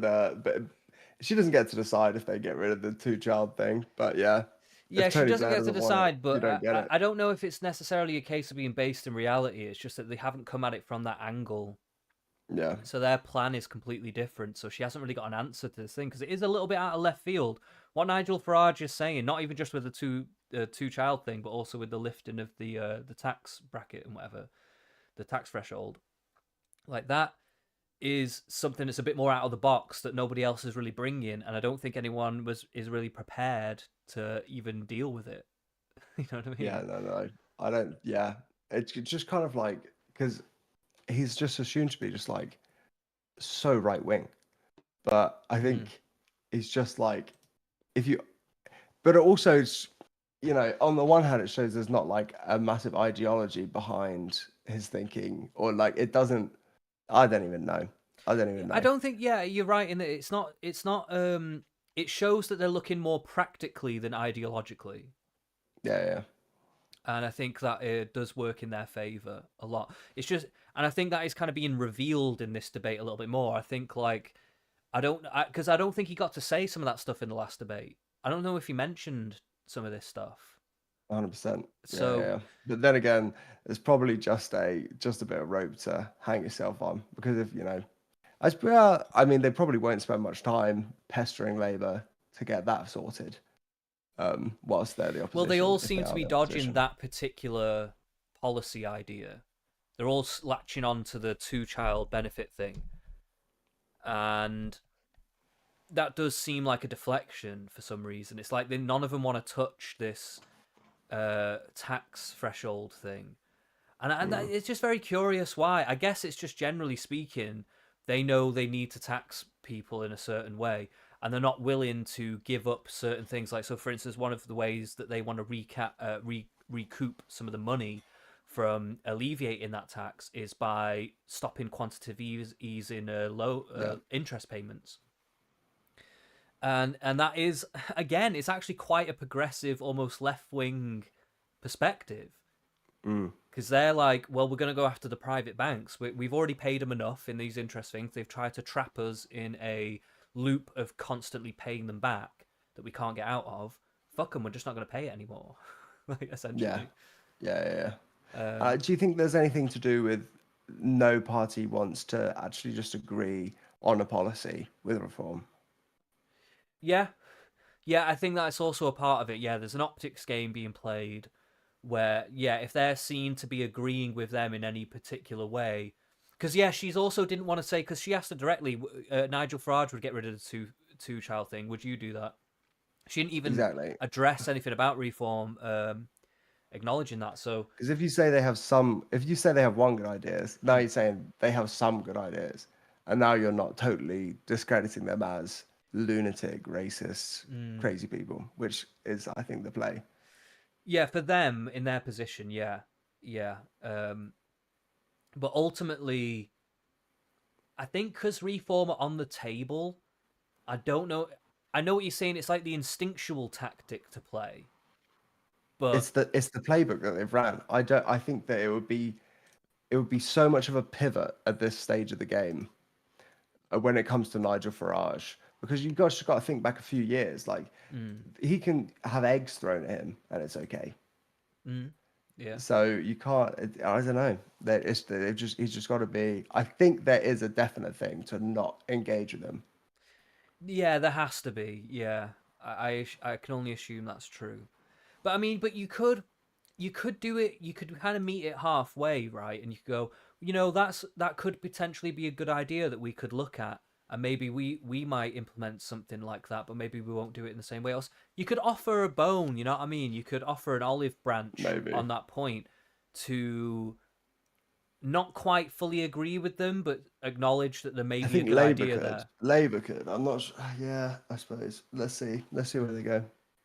Funded spending commitments, but we've put free breakfast clubs in schools because actually as a child that was on free school meals as I was growing up, I had to wait to dinner time to get fed. We have prioritised what we felt we needed to do. In a moment. I just want to dinner time to get fed anymore. In this question, serious risk of homelessness some of the families and individuals that Janice is working with day in, day out. There's a big question about housing on this, and I'd just like to turn to Carla Denyer, please, for your big plan on housing. That's right. I've been a housing campaigner my whole life. It's something I'm very passionate about. And my God, do we have a housing crisis in this country. When I moved to Bristol about 15 years ago, I rented a one-bed flat. The cost of a one-bed flat in the 15 years since has doubled. And we can all agree that wages have not doubled in that time. And so, yes, the Green Party does have a plan. There is no one single bullet. There's no panacea. But there are a group of measures that we can do together. That includes creating more homes. We would create 150... I don't like this point that wages haven't doubled. It should be that the rents shouldn't have doubled. Yeah, but like... I think she's just making the point that rent against wages is way off. No, I mean, and it is a fair point to a degree. I guess I'm just trying to get to like the root issues. But like, yeah, you're not wrong in saying, yeah, it is like a fair point to a certain extent. It is a fair point to a certain extent. But I reckon if you sat her down and you gave her a couple fruity cocktails as base centrist is off to do, I reckon she would eventually say, look, there's loads of empty houses. We should take them. The government should take them and put people in them. Yeah, take them by force, kill the landlords. Yeah, exactly. Do what needs to be done for the communist revolution. What needs to be done.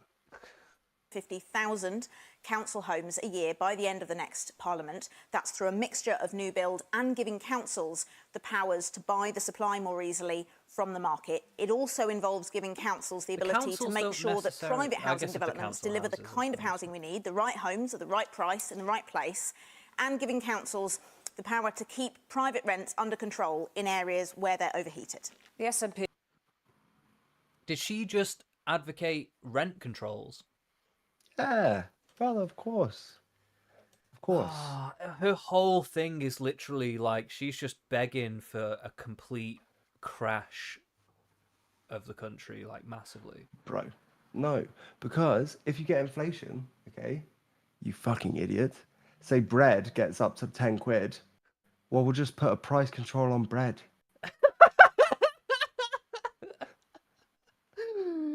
It's easy. Just and then if something else goes up, we'll just put a price control on that. Exactly. This woman's a genius. What you can do is you can set the wage that everyone gets paid really high and then set the prices really low. And it's just like, bish, bash, fucking bosh, mate. We're rich. And everything's just infinite. You know what I mean? That's so sick. That's so sick. 22-year-old Harry is pumping his fist in agreement right now. Oh my God, yeah. I know exactly what you mean. This would have appealed to me as a younger man. I would have been fired the fuck up by this woman at one point in my life. I'd have been freaking out at what a genius she is. We've had some tough questions over the affordable housing budget, Stephen Flynn. Give us your big plan. Well, of course, in Scotland, it's the SNP that has seen the building, has oversaw the building of 40% more affordable homes than in England and 70% more affordable homes in Wales. I don't necessarily think that's a tough question to answer. What we're looking at is the future, and ultimately the Conservatives have decided to cut the capital budget for Scotland, which impacts directly upon our ability to build more homes. But for the people who are living within those homes, what we've done in Scotland is introduced the Scottish Child Payment. Doesn't exist anywhere else on these isles. The Labour Party won't replicate it. The Tories certainly won't. 100,000 children are going to be lifted out of poverty thanks to that Scottish Child Payment. It is being called a game changer. Will the Labour Party back it, yes or no? Yeah, well, and I'd add to Plaid Cymru is proposing £20 extra for every child as well, because again, like the SNP, we recognise that we have to get to grips with the issue of child poverty. No, Penny Mordaunt, I'm going to draw a line there, thank you. I think we might find that some of this arises a little later in our debate this evening. We have got quite a lot of time tonight to talk about all sorts of things.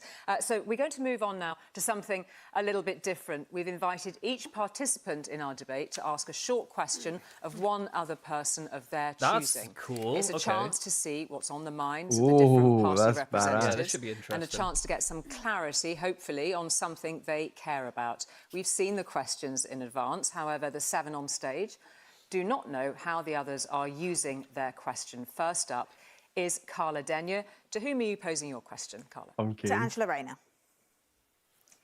Angela, which of your party's U-turns are you most proud of? The ditching of the £28 billion climate investment plan, keeping the cruel 2-child benefit cap, or one of the others?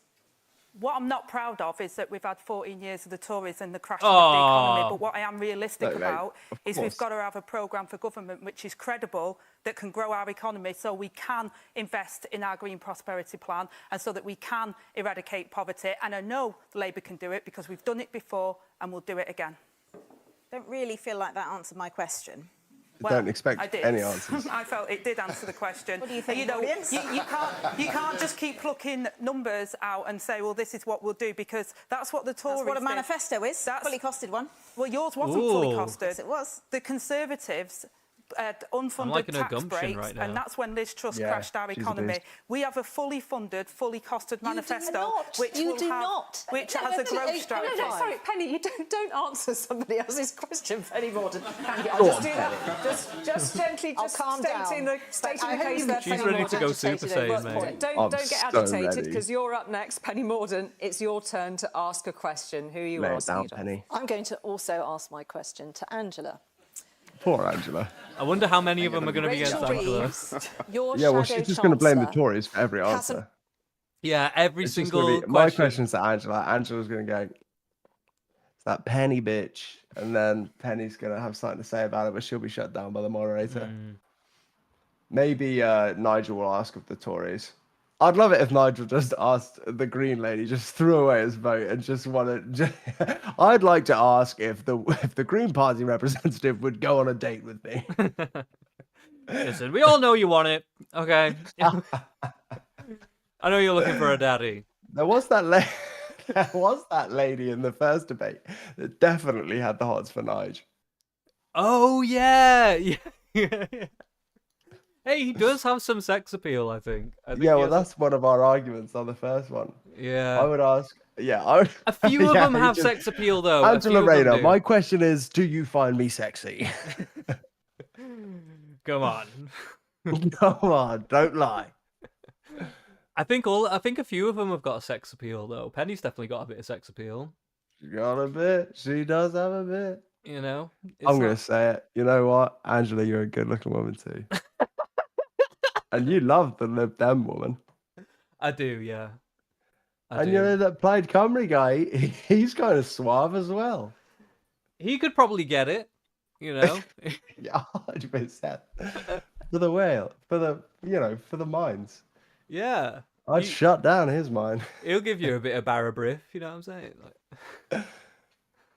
Ruled out increasing capital gains tax.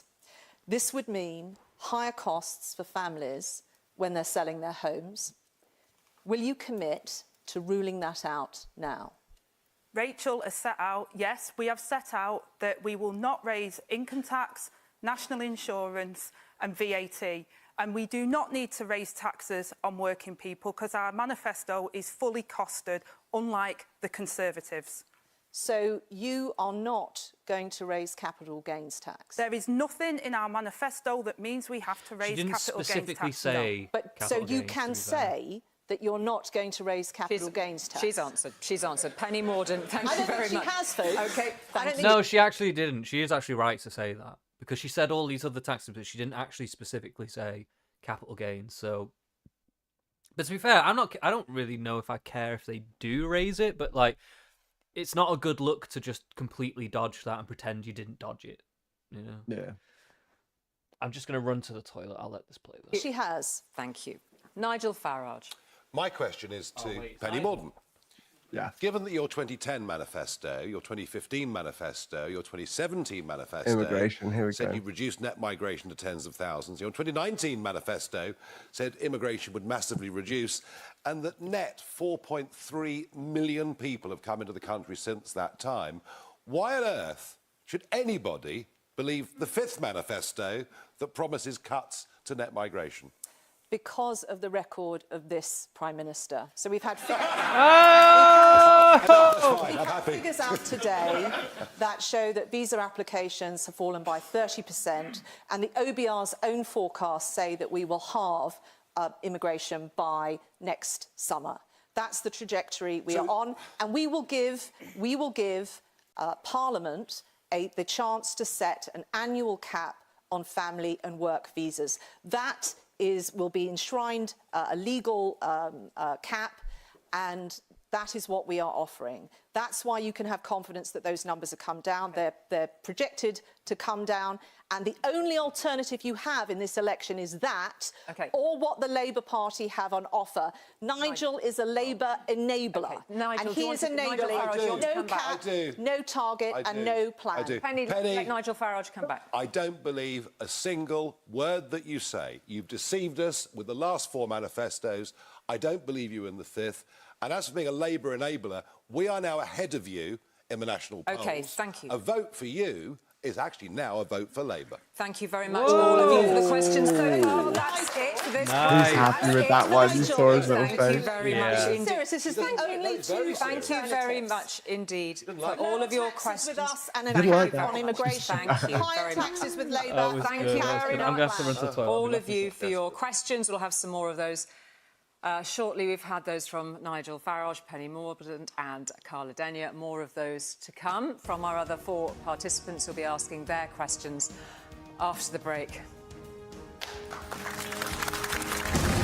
Well, we've got a break, boys and girls.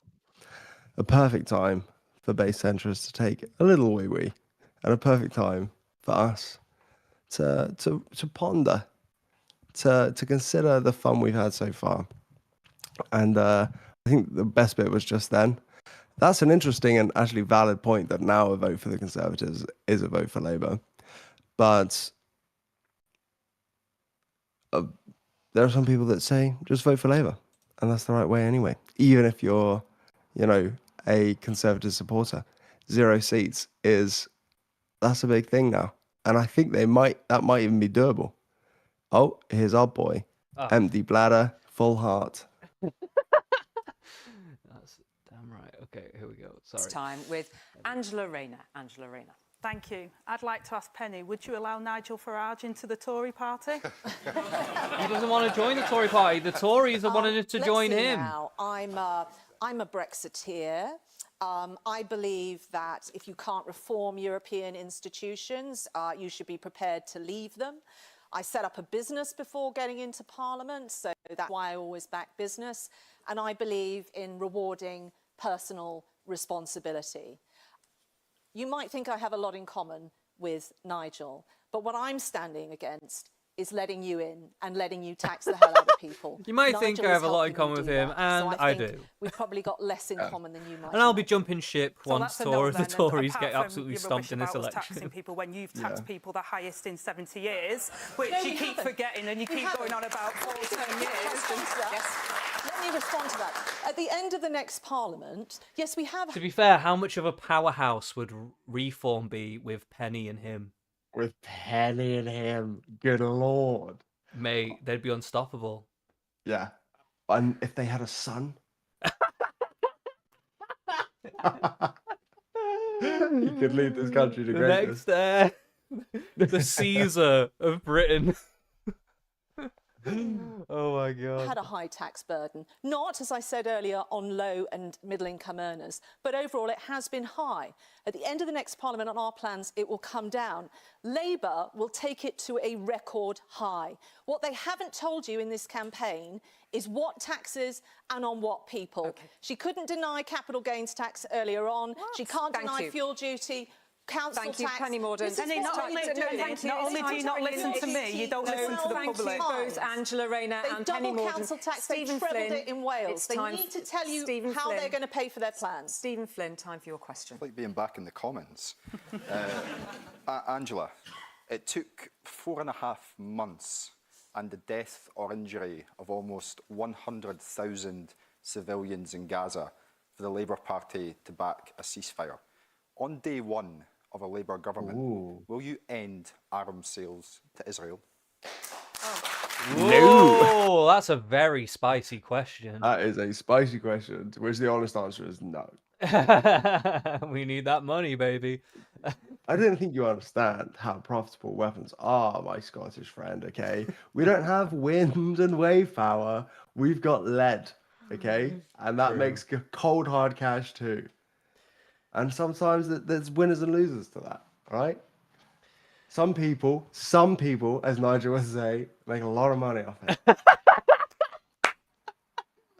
True. Very true. Stephen, you know as well as I do, what happened on the 7th of October was barbaric and Israel had the right to defend itself. However, since then, the absolute loss of innocent lives, thousands of innocent lives, everyone in the House, everyone of all political persuasions have been pushing for a ceasefire, as well as our international counterparts. But if we were in government, we would immediately review, as we've been asking the Conservatives, the legal advice on arms sales to Israel, and we will comply with international law. Thank you very much indeed, Stephen Flynn, for your question about the horrific scenes we've all witnessed following the Hamas attacks of October the 7th and the Israeli military action in Gaza since. Thank you for that question. Daisy Cooper, your question. Everyone else's. My question is for Penny Mordaunt. Wow, he wasn't allowed a comeback. No. Fucking hell. Damn. So it's about trust. The Conservatives promised to recruit 6,000 more GPs In Liz we and didn't. trust. The Conservatives promised to build 40 new hospitals, many of which has been make-believe. And since 2015, the Conservatives have missed their cancer treatment target every single year. Why can anybody, or how can anybody, trust a word the Conservatives say about protecting the NHS? Well, we have met many of our manifesto commitments from the last election, including recruiting public sector workers. And that's why you can see we're making improvements in many public services, as we spoke about earlier. We have a particular issue with the NHS, but we are increasing healthcare professionals, many more doctors, many more nurses. But integrity is vital. It is not right to say that you are not going to increase taxes and are. It's not right to say that you are going to support the nuclear deterrent when you voted against it. Thank you. It's not right to say one Thank you, Penny Mordaunt. We're going to move on to Rian Akioa's question next. Thank you. My question is also to Angela Rayner. Given the convergence between Labour and the Conservatives on public spending, maybe I should ask if Labour would accept Penny Mordaunt into your party. But I'll ask this. Gordon Brown said child poverty is a scar on the soul of Britain. Now, is it the likely incoming Labour government's two-child benefit cap or the £18 billion worth of cuts to public services which will make the situation worse?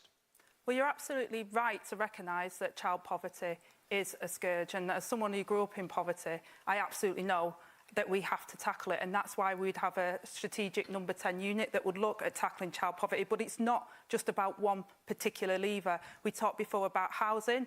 That is a problem for people. We've talked about employment. Insecure work is a problem for people. Low wages. So we're going to tackle all of the issues that will help. And the growing of the economy will give us more money in our public services so we can do those things. But unspended uncosted spending commitments is not going to help our economy, because the Tories did that and they crashed our economy. Okay. So our fiscal rules are absolutely cast iron. Thank you, Angela Rayner. Thank you for all of your questions directed across the stage this evening. We're going to our final question now, and this is a question on politics itself and the faith in it. I'm looking around. I know that Samran's here with your question for our candidates this evening. Samran.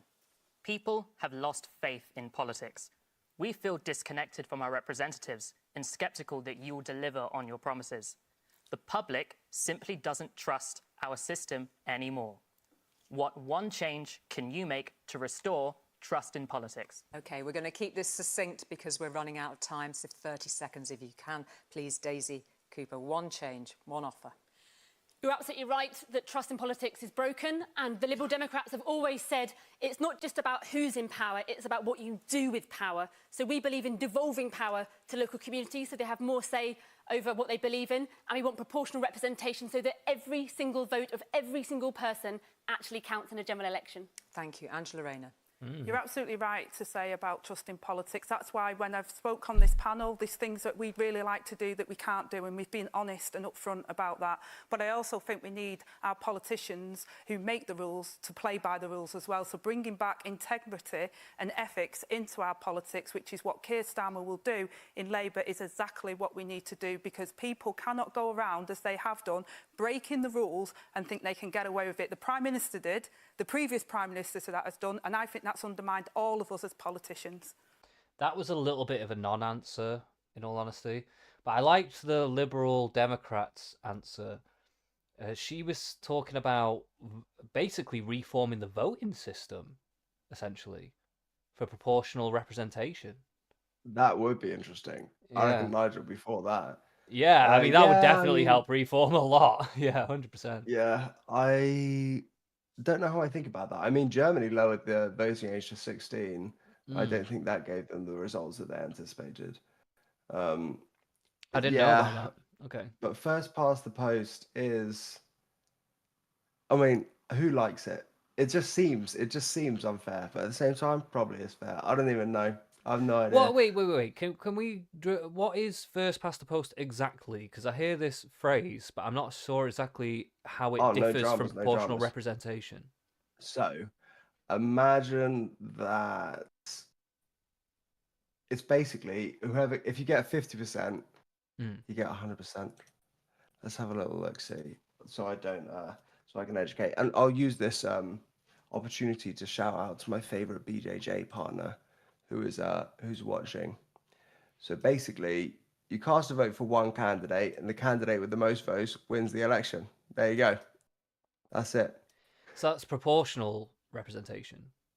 No, that's first past the post. Whereas, if 100 people vote Tory, 200 people vote Labour, then you get one Tory, two Labours. Whereas this is... Right. And how would that work with, like, the county system with MPs and stuff? I think it would be divvied up by proportion, literally the whole population. They wouldn't do county anymore. So then they just put people in the seats, like, randomly? Yeah, they just put, like, 39% of people vote this way, you get 39% of seats. Right. Yeah, okay, I guess it wouldn't really necessarily matter about the counties in that respect if you moved it to that thing. I think I'm showing my arse here. I think I don't know nothing about that. No, I actually think you're right. Positive. No, I actually do think you're right. I think that's proportional, but I was certain I knew what first past the post is. And I know it's about the fact that, like, once a person reaches X limit, they have all the goods. I remember thinking it was weird back in the day. Right, hold on. Yeah, it's just if you have one person. So, like, there are other ones where you might put, this is my first choice, this is my second choice, this is my third choice, and if you're first, isn't that rank choice or something? Yeah, voting. Yeah, mate. Who the hell is coming to us for political insight? What we're doing, bro? I don't know. But I mean, I just think that was interesting, though, just for her to say that.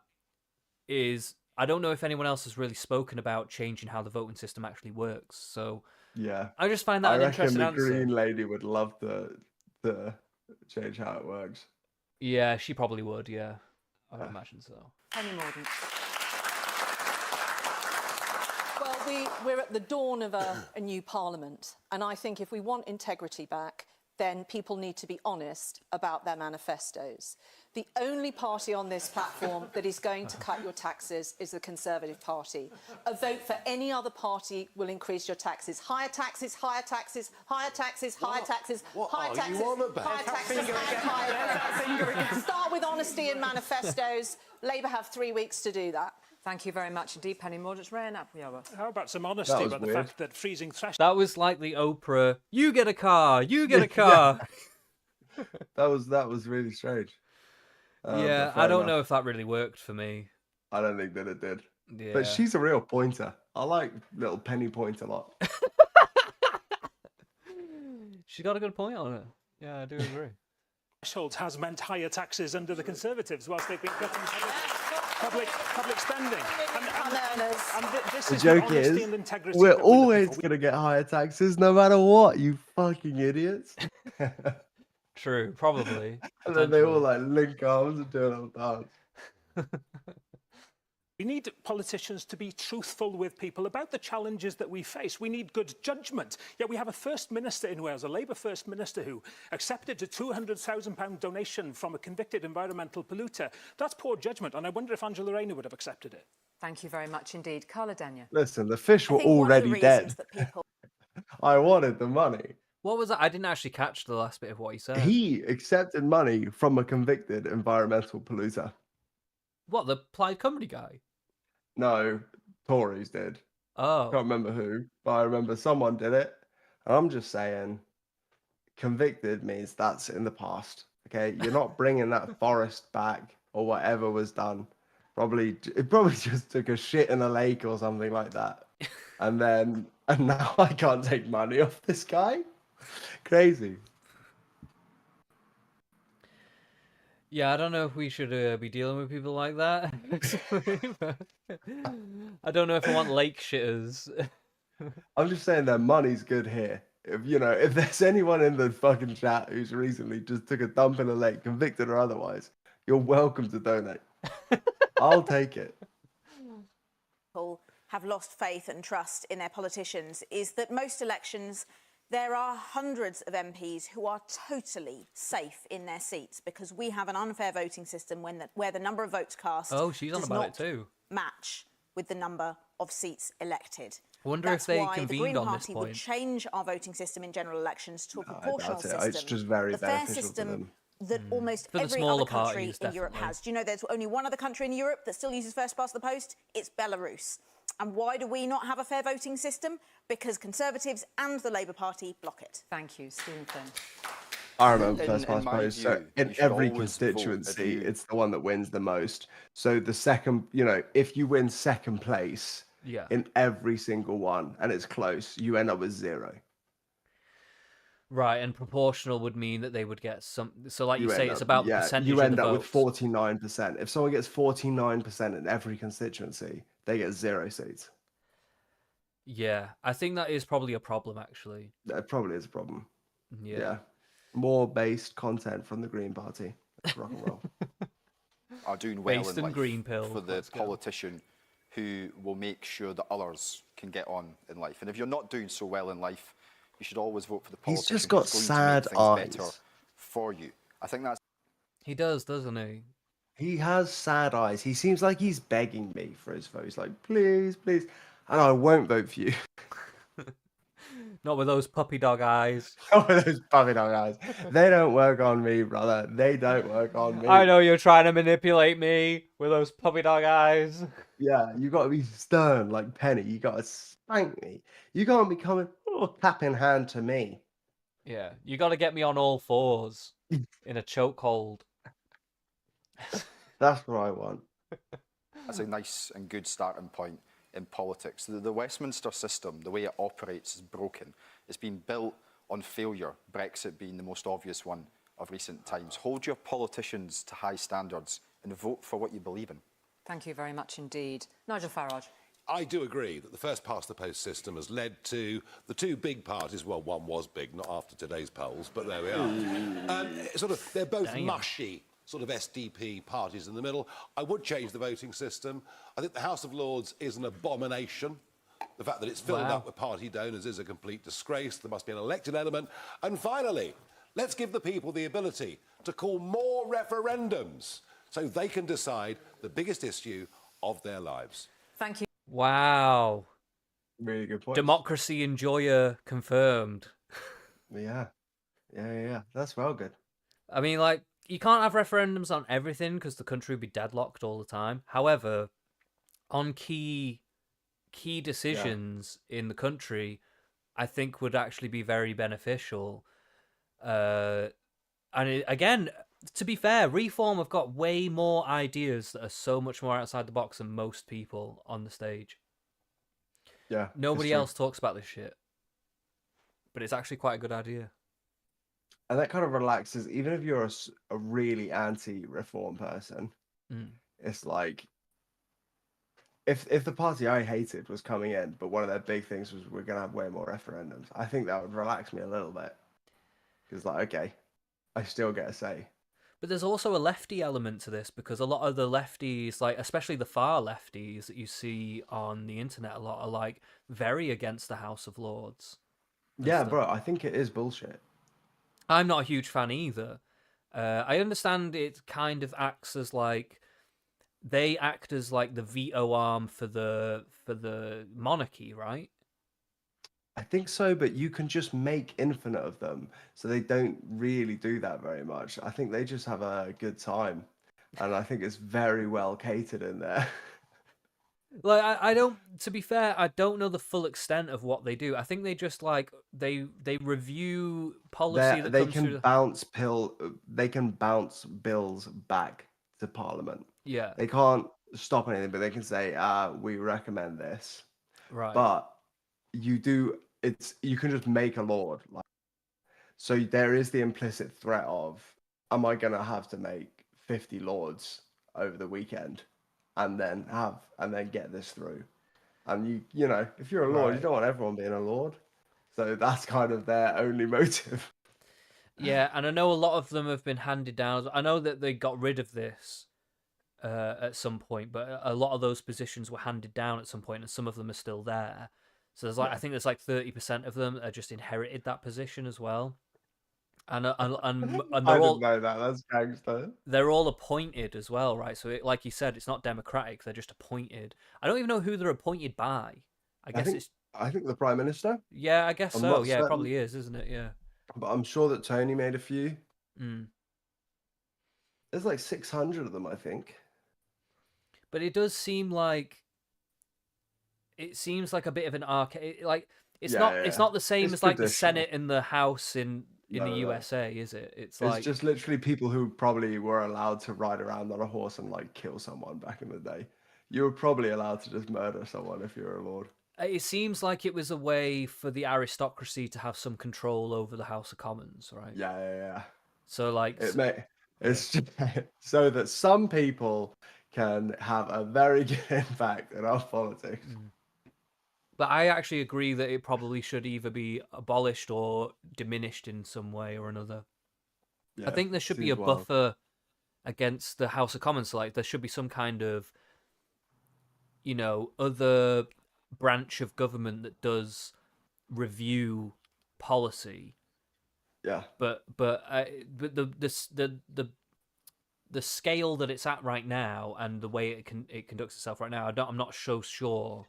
Well, the problem is that Parliament is like unique in that it's sovereign. So if you'd have to change something really fundamental that almost can't be changed, which is like you'd have to write a constitution and like make it above Parliament and stuff like that, because otherwise Parliament could just dissolve whatever bodies you put to control them. Well, the House of Lords, who appoints? I mean, is the House of Lords upheld by the monarchy or what? Like, because like you make a good point. Like, the House of Lords exists, but can the House of Commons get rid of it? Yeah, absolutely. So then, like, how and why does it Parliament has the power of the king. So literally, like, think about them as like a collective king that's like, get rid of that. And actually, there's nothing they can do. But wait, wouldn't the monarchy be able to veto that though? Yeah, yes, they could, but only because it's the king that's lending his power to Parliament to deal with that shit. But like, so say this House of Commons brought this forward. Not only would it have to go through the House of Lords, ironically, to be dealt with, but also the monarchy, if they don't want to get rid of the House of Lords, they could just veto the bill completely. I'm not sure what happens at that point, but I'm told that it's really only theoretical that they can veto. It's theoretical in the sense whether they would or not is another question. But I'm just saying that like they have the power to do that, right? Yeah, it's interesting. I suppose it would just come down to who the army feels loyal to. Yeah, I suppose. Yeah, I don't know about that one. Thank you very much indeed for that, Nigel Farage. I'll just bring Stephen Flynn in then as in response to some of the things you've heard on improving trust in politics and mending our broken politics. Well, and I'm just surprised that Nigel Farage wants another referendum on Scottish independence. I'm sure there's a lot of folk back in Scotland who'd be... Oh, come on, you don't want to lose again, do you? Who'd be very keen to see that happen. Well, if you're so confident, if everyone else is so confident about that, let's put it to the test. Let's put power back in the hands of the Scottish people and take it out of politicians at Westminster. I don't know why he would think that would actually be a good idea for Scotland, but okay. They might manage it, though. After Brexit, they might manage it. I doubt that very heavily. Like, all they've really got is oil. Like, their exports are not going to be good enough to sustain themselves. And if they put all their eggs in they join the EU. Yeah, I don't know if that would necessarily help them. Be within the EU. They'd turn up and go, like, yeah, we're in. And they'd be like, do not talk to us. You tiny little country. We cannot understand you. You speak a very weird English. But like, I don't know if that would necessarily help them that much. I think they would just become another one of those poor European countries that are underfunded by the EU. Yeah. But it would have to be a referendum, not just in Scotland, surely. It would be the whole... Yeah, it'd be the like, UK voting have a referendum I on would it, imagine, and it's everyone in Britain. Because last time I thought it was just the Scots that did it.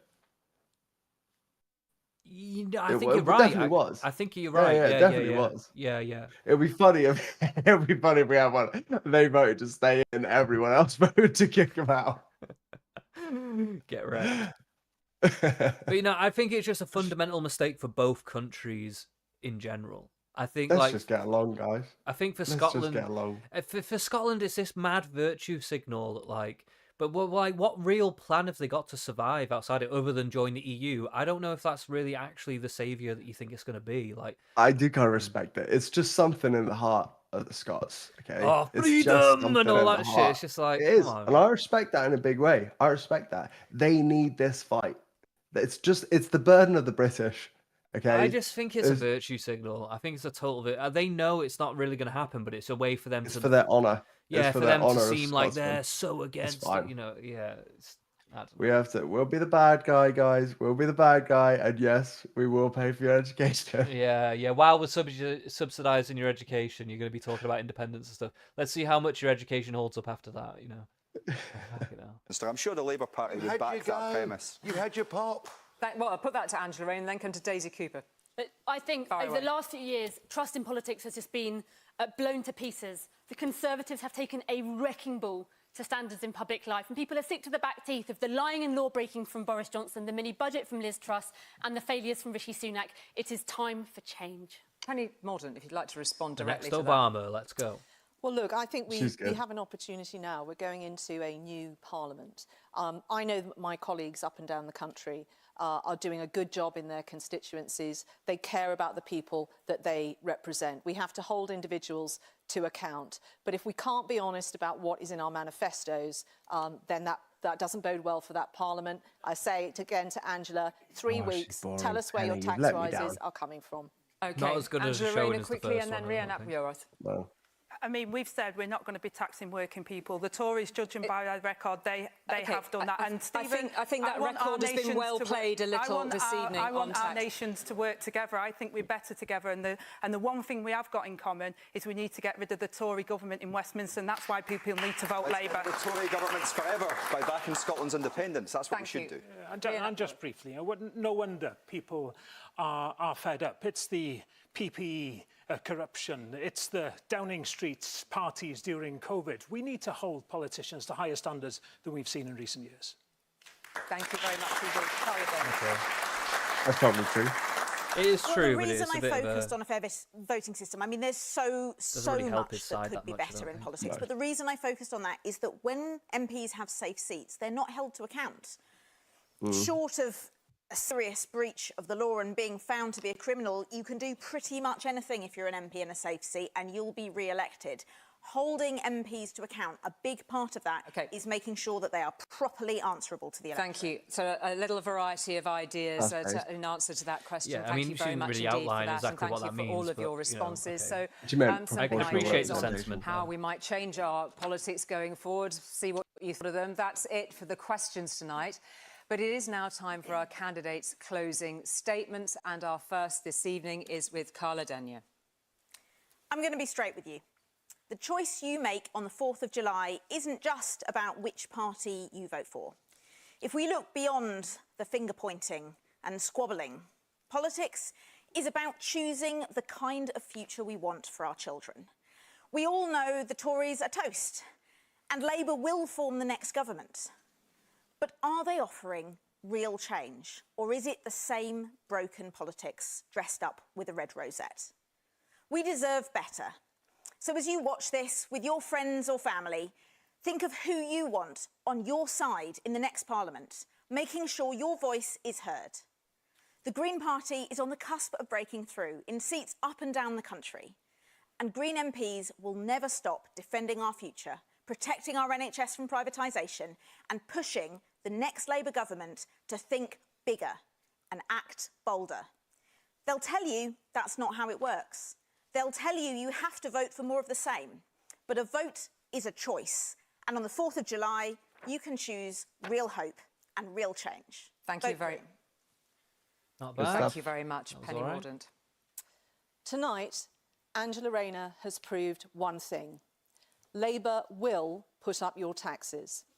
Labour's track record of economic she just seems crazy at this itself. point. She loves it. The lesson of the last few years is that when Labour are in charge, unemployment rises and tax rises. She does seem like she would be on like 1984, like a screen right now. Yeah, she does that like black and white screen.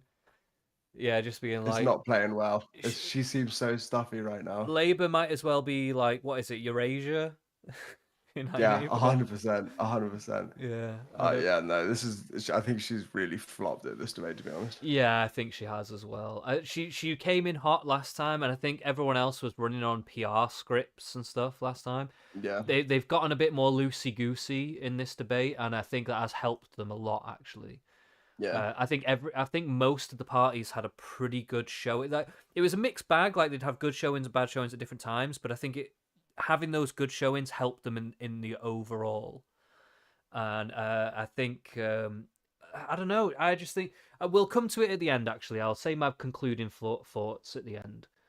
But yeah, tax your pension. There's been some good stuff here. They're going Not to so tax good your for her. home. And what you need to know from tonight is that they are also going to push up your bills. These are hard truths, but better face them now than regret them later. It's your choice, it's your vote, and it's your future in your hands. So, if you value your pension, don't give a blank cheque to Labour. If you value your pension, vote Conservative. If you value your home, vote Conservative. If you value your future, vote Conservative. Thank you, Penny Mordaunt. Daisy Cooper. Our country is crying out for change, and it's not hard to see why. Day in, day out, all over the country, people are striving just to get on in life. But under this Conservative government, too often, It feels like we're fighting a broken system. Nothing works. Under Ed Davey's leadership, the Liberal Democrats are promising a fair deal for the British people. We will fix the NHS and social care, tackle the cost of living crisis, and stop filthy raw sewage being dumped into our rivers and seas. A vote for the Liberal Democrats is a vote for a strong local champion, a vote for a fair deal, and a vote to help deliver the change that we all so desperately need.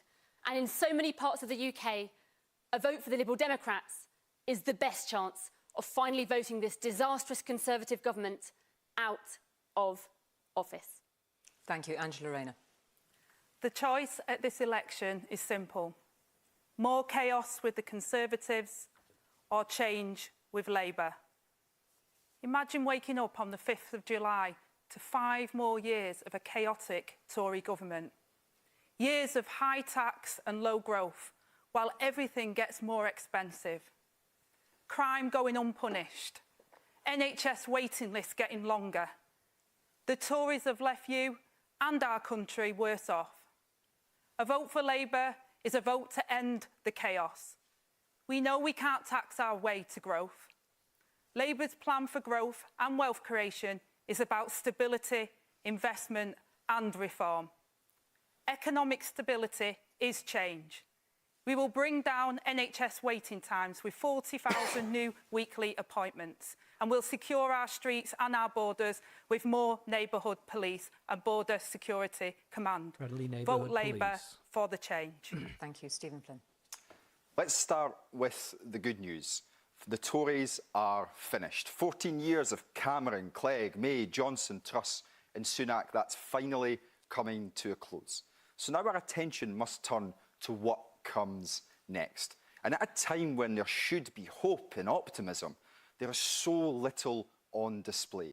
Keir Starmer's status quo offers us yet more cuts and yet more Brexit. Well, in the SNP, we don't accept that cosy Westminster consensus. We believe in better investment in our NHS, action on the cost of living crisis, rejoining the European single market, economic growth by delivering net zero, Scotland's future in Scotland's hands. So on July 4th, vote for that future. Vote SNP to put Scotland's interests first. Stephen Flynn, thank you. Nigel Farage. Unlike the rest, I don't need a script. I've come out of retirement, back into politics, with passion in my heart. And I'll tell you, Britain is broken, everyone knows it, and Britain needs reform. The election is over under our system. We know that Keir Starmer's going to win and probably have quite a big majority.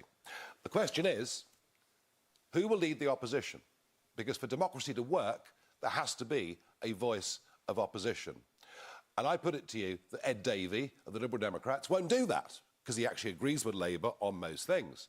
Rishi Sunak won't do it. Well, he'll probably be in California by then anyway. And the Tory party is split down the middle and about to implode in this election. I say to you, I will stand up against open borders. I will stand up and say those that come illegally across the channel should be deported. I will stand up and fight for the millions of men and women running small businesses. I have the courage to take on the mob. Please join the revolt. Thank you. Rian, up your... Oh, that was best. That was I'm very sure good. there'll be people who solid. are thinking, why is this guy from Wales being invited onto a debate? It's being broadcast across the whole of People the always UK. think that Well, about firstly, people I from hope Wales. some of what I have said has resonated with you, wherever you are, and that you agree we need to do politics in a different way. But the fact that some do think that reflects what Plaid Cymru is all about. We are here to offer a positive vision of what Wales could be, knowing that time and time again, our aspirations go unheard by Westminster governments, be that Labour or Conservatives. Now, the truth is, throughout the UK, there are communities who feel ignored and overlooked, and I hope you stand up for your community. And for me, it'll always be about standing up for Wales. Now, it's high time that the Conservatives were kicked out of power, but Labour will have to be held to account too. And Welsh voters can do that through Plaid Cymru MPs and their vision for fairness and ambition for Wales. Vote Plaid Cymru on July the 4th. Thank you very much indeed. And that brings us to the end of the ITV election debate 2024. Well, what are the closing thoughts here before we wrap this up? I think that Reform did really well. I think that they got so lucky that they overtook the Tories in the polls beforehand, because it allowed for some strong moments, such as it's now, by the Conservatives' own logic, a vote for the Conservatives is a vote for Labour, just like how once a vote for Reform was a vote for Labour. So that really hamstrung them. Penny also did shit in that debate. Greens came through really likeable, in my opinion. True, I agree. I liked them. Yeah. Scottish guy was annoying as ever, but he did have one good moment. The Welshie was great. Well, actually, was he? No, I don't think he was that memorable. I just liked the guy. And he also did that dog whistle comment that I think no one's going to know what that is. I checked with my wonderful angel girlfriend. She literally had a face of like, what the fuck are you talking about? So I don't know. Yeah. And then who else was there? Poor Angela Rayner, who got just slaughtered from every angle. It's just everyone's just dicking down on Labour because they're obviously going to get in. And it's just the popular thing to do to nail her. And she just had to deflect everything back to the Tories. So, there's not much you can do. I'd say the strongest ending statement was Nigel's. And I think he's doing well to play on, look, we're not even going to be in power. We're not even going to be the party in charge. It's just, who do you want talking to Labour? Me, who talks like you and says what you are and is happy to say what you might not be happy to say. Or Penny here, who actually I also do trust to knuckle dusters, but not so much Rishi. But He'll be in California. But she's not actually going to be the one doing that. It would be Rishi. Exactly. Yeah. So, I think I agree with a lot of that. Yeah, I think I agree with that general analysis. I do think that Angela, she had some strong moments. She had some pretty weak moments. She, like you say, she was getting slaughtered from all angles. So, I do feel sorry for her in a way, but at the same time, when the shoe in for the winner, you got to expect that they're all coming for your throat, Yeah. I would have been more belligerent. I'd have been like, ha ha ha ha ha ha ha ha. We're gonna win. Just absolutely. Yeah, she could have lorded it over them in a certain respect. I would have been like, well, suppose it doesn't matter what you think, does it? Because we're gonna win. I guess they wanted to keep that humility or whatever, but but I do think you're right as well with Reform. I think Reform have only gotten stronger. The last debate between Keir Starmer and Rishi Sunak that we watched last night, I think that actually helped Reform, even though they weren't on the stage. I actually think that helped them more. Now, in fact, I actually, that bears out. I made that prediction last night. It bears out in the polls today. They're ahead of the Tories now. So I do think that they do have a good chance of becoming that opposition, and I do think they could be a very good opposition. So I think that could be worth it overall.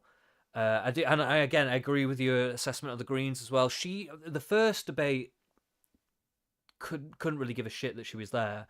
This debate, she definitely did come through a little bit more. She really showed her chops a little bit. I like her now. Yeah. I feel like I actually could hang out with her and we'd have a good time. She'd be feisty. She'd have a go at me here and there. We could do a few lines of Ket at a rave, 100%. I'll be up there on that picket line.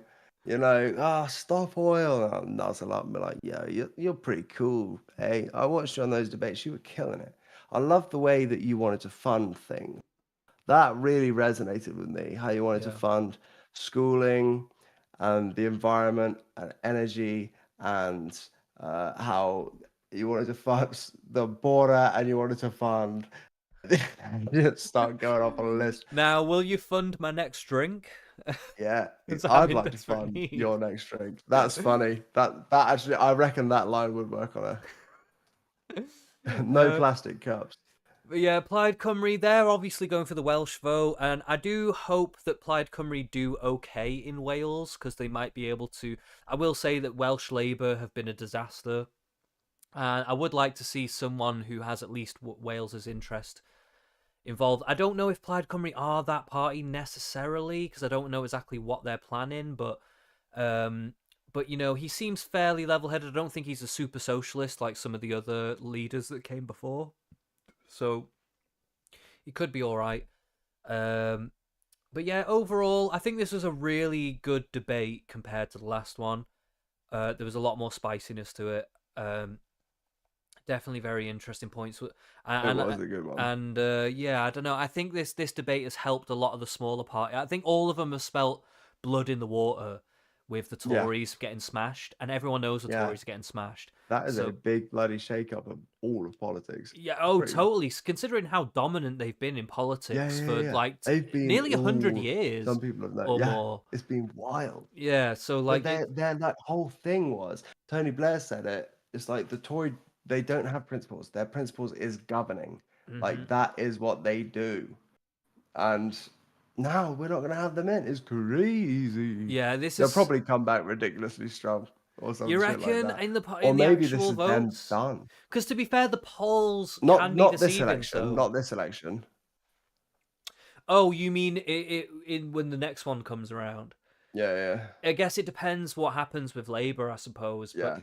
Or maybe it is truly dead. Maybe that's the death. This is the death of Tories. Then Labour smashes. Next election, Labour's done, and we then have some. Next year, we'll be doing some lively streams. Then we'll do some very lively. It could be Reform versus the Greens in the future. It literally could be. Yeah. Or some new party. Yeah, true. Yeah, we don't even know what else might be conjured out of the ether. Exactly. People might defect from parties. I mean, to be fair, there's a lot of Tory MPs that could probably be floating around in the ether. There's also Change UK, the cucks. Who's Change UK? Change UK. Oh, was that the ones that broke off from the Labour Party? Yeah. Right, yeah, the they cuck could. Party. Yeah. It's So, all up who for knows? grabs. It's all up for grabs at the moment. It's a very interesting time in British politics. One that I think is a bit underestimated. It doesn't seem to be. A lot of people are not in the public consciousness of it. It seems like this election is going a little bit under the radar. I've tried to speak about it with a little. This is very anecdotal now, but I've tried to speak about it with people in my life in the last couple of weeks or so, just to see what people are thinking about it. Very few people even know it's even going on. So. You know, that's actually true. I really have not heard anyone bring it up at work. No one's talking about it. I've seen a couple of Lib Dem signs in my area, but I reckon there's a bias because I think Lib Dem people are more likely to put up a sign because you're not going to lose any friends for being a Lib Dem. True, it's a safe one, yeah. Yeah. So you can put it up in whatever area you're in. But yeah, no one cares. I got my polling card the other day. Me too. And I'm happy I got that. But I think a lot of people are going to be picking that up and going, why am I getting this? Yeah, what the fuck is this about? We'll chuck it in the bin. Genuinely, it's wild. Well, okay, we'll leave it there, but thanks for everyone that tuned in. Give a like and subscribe and all that good stuff. Nothing but love. We will see you on the next debate, which I think is Thursday next week, I think. Shit. So you need to give it the true unhinged title again. We do. I will change the title. I'll give it a thumbnail and stuff. I really need to go to the toilet though, so I'm gonna have to call it here. But yeah, thank you to everyone that stopped in, and we'll see you again next time. Oh my god, I need to go.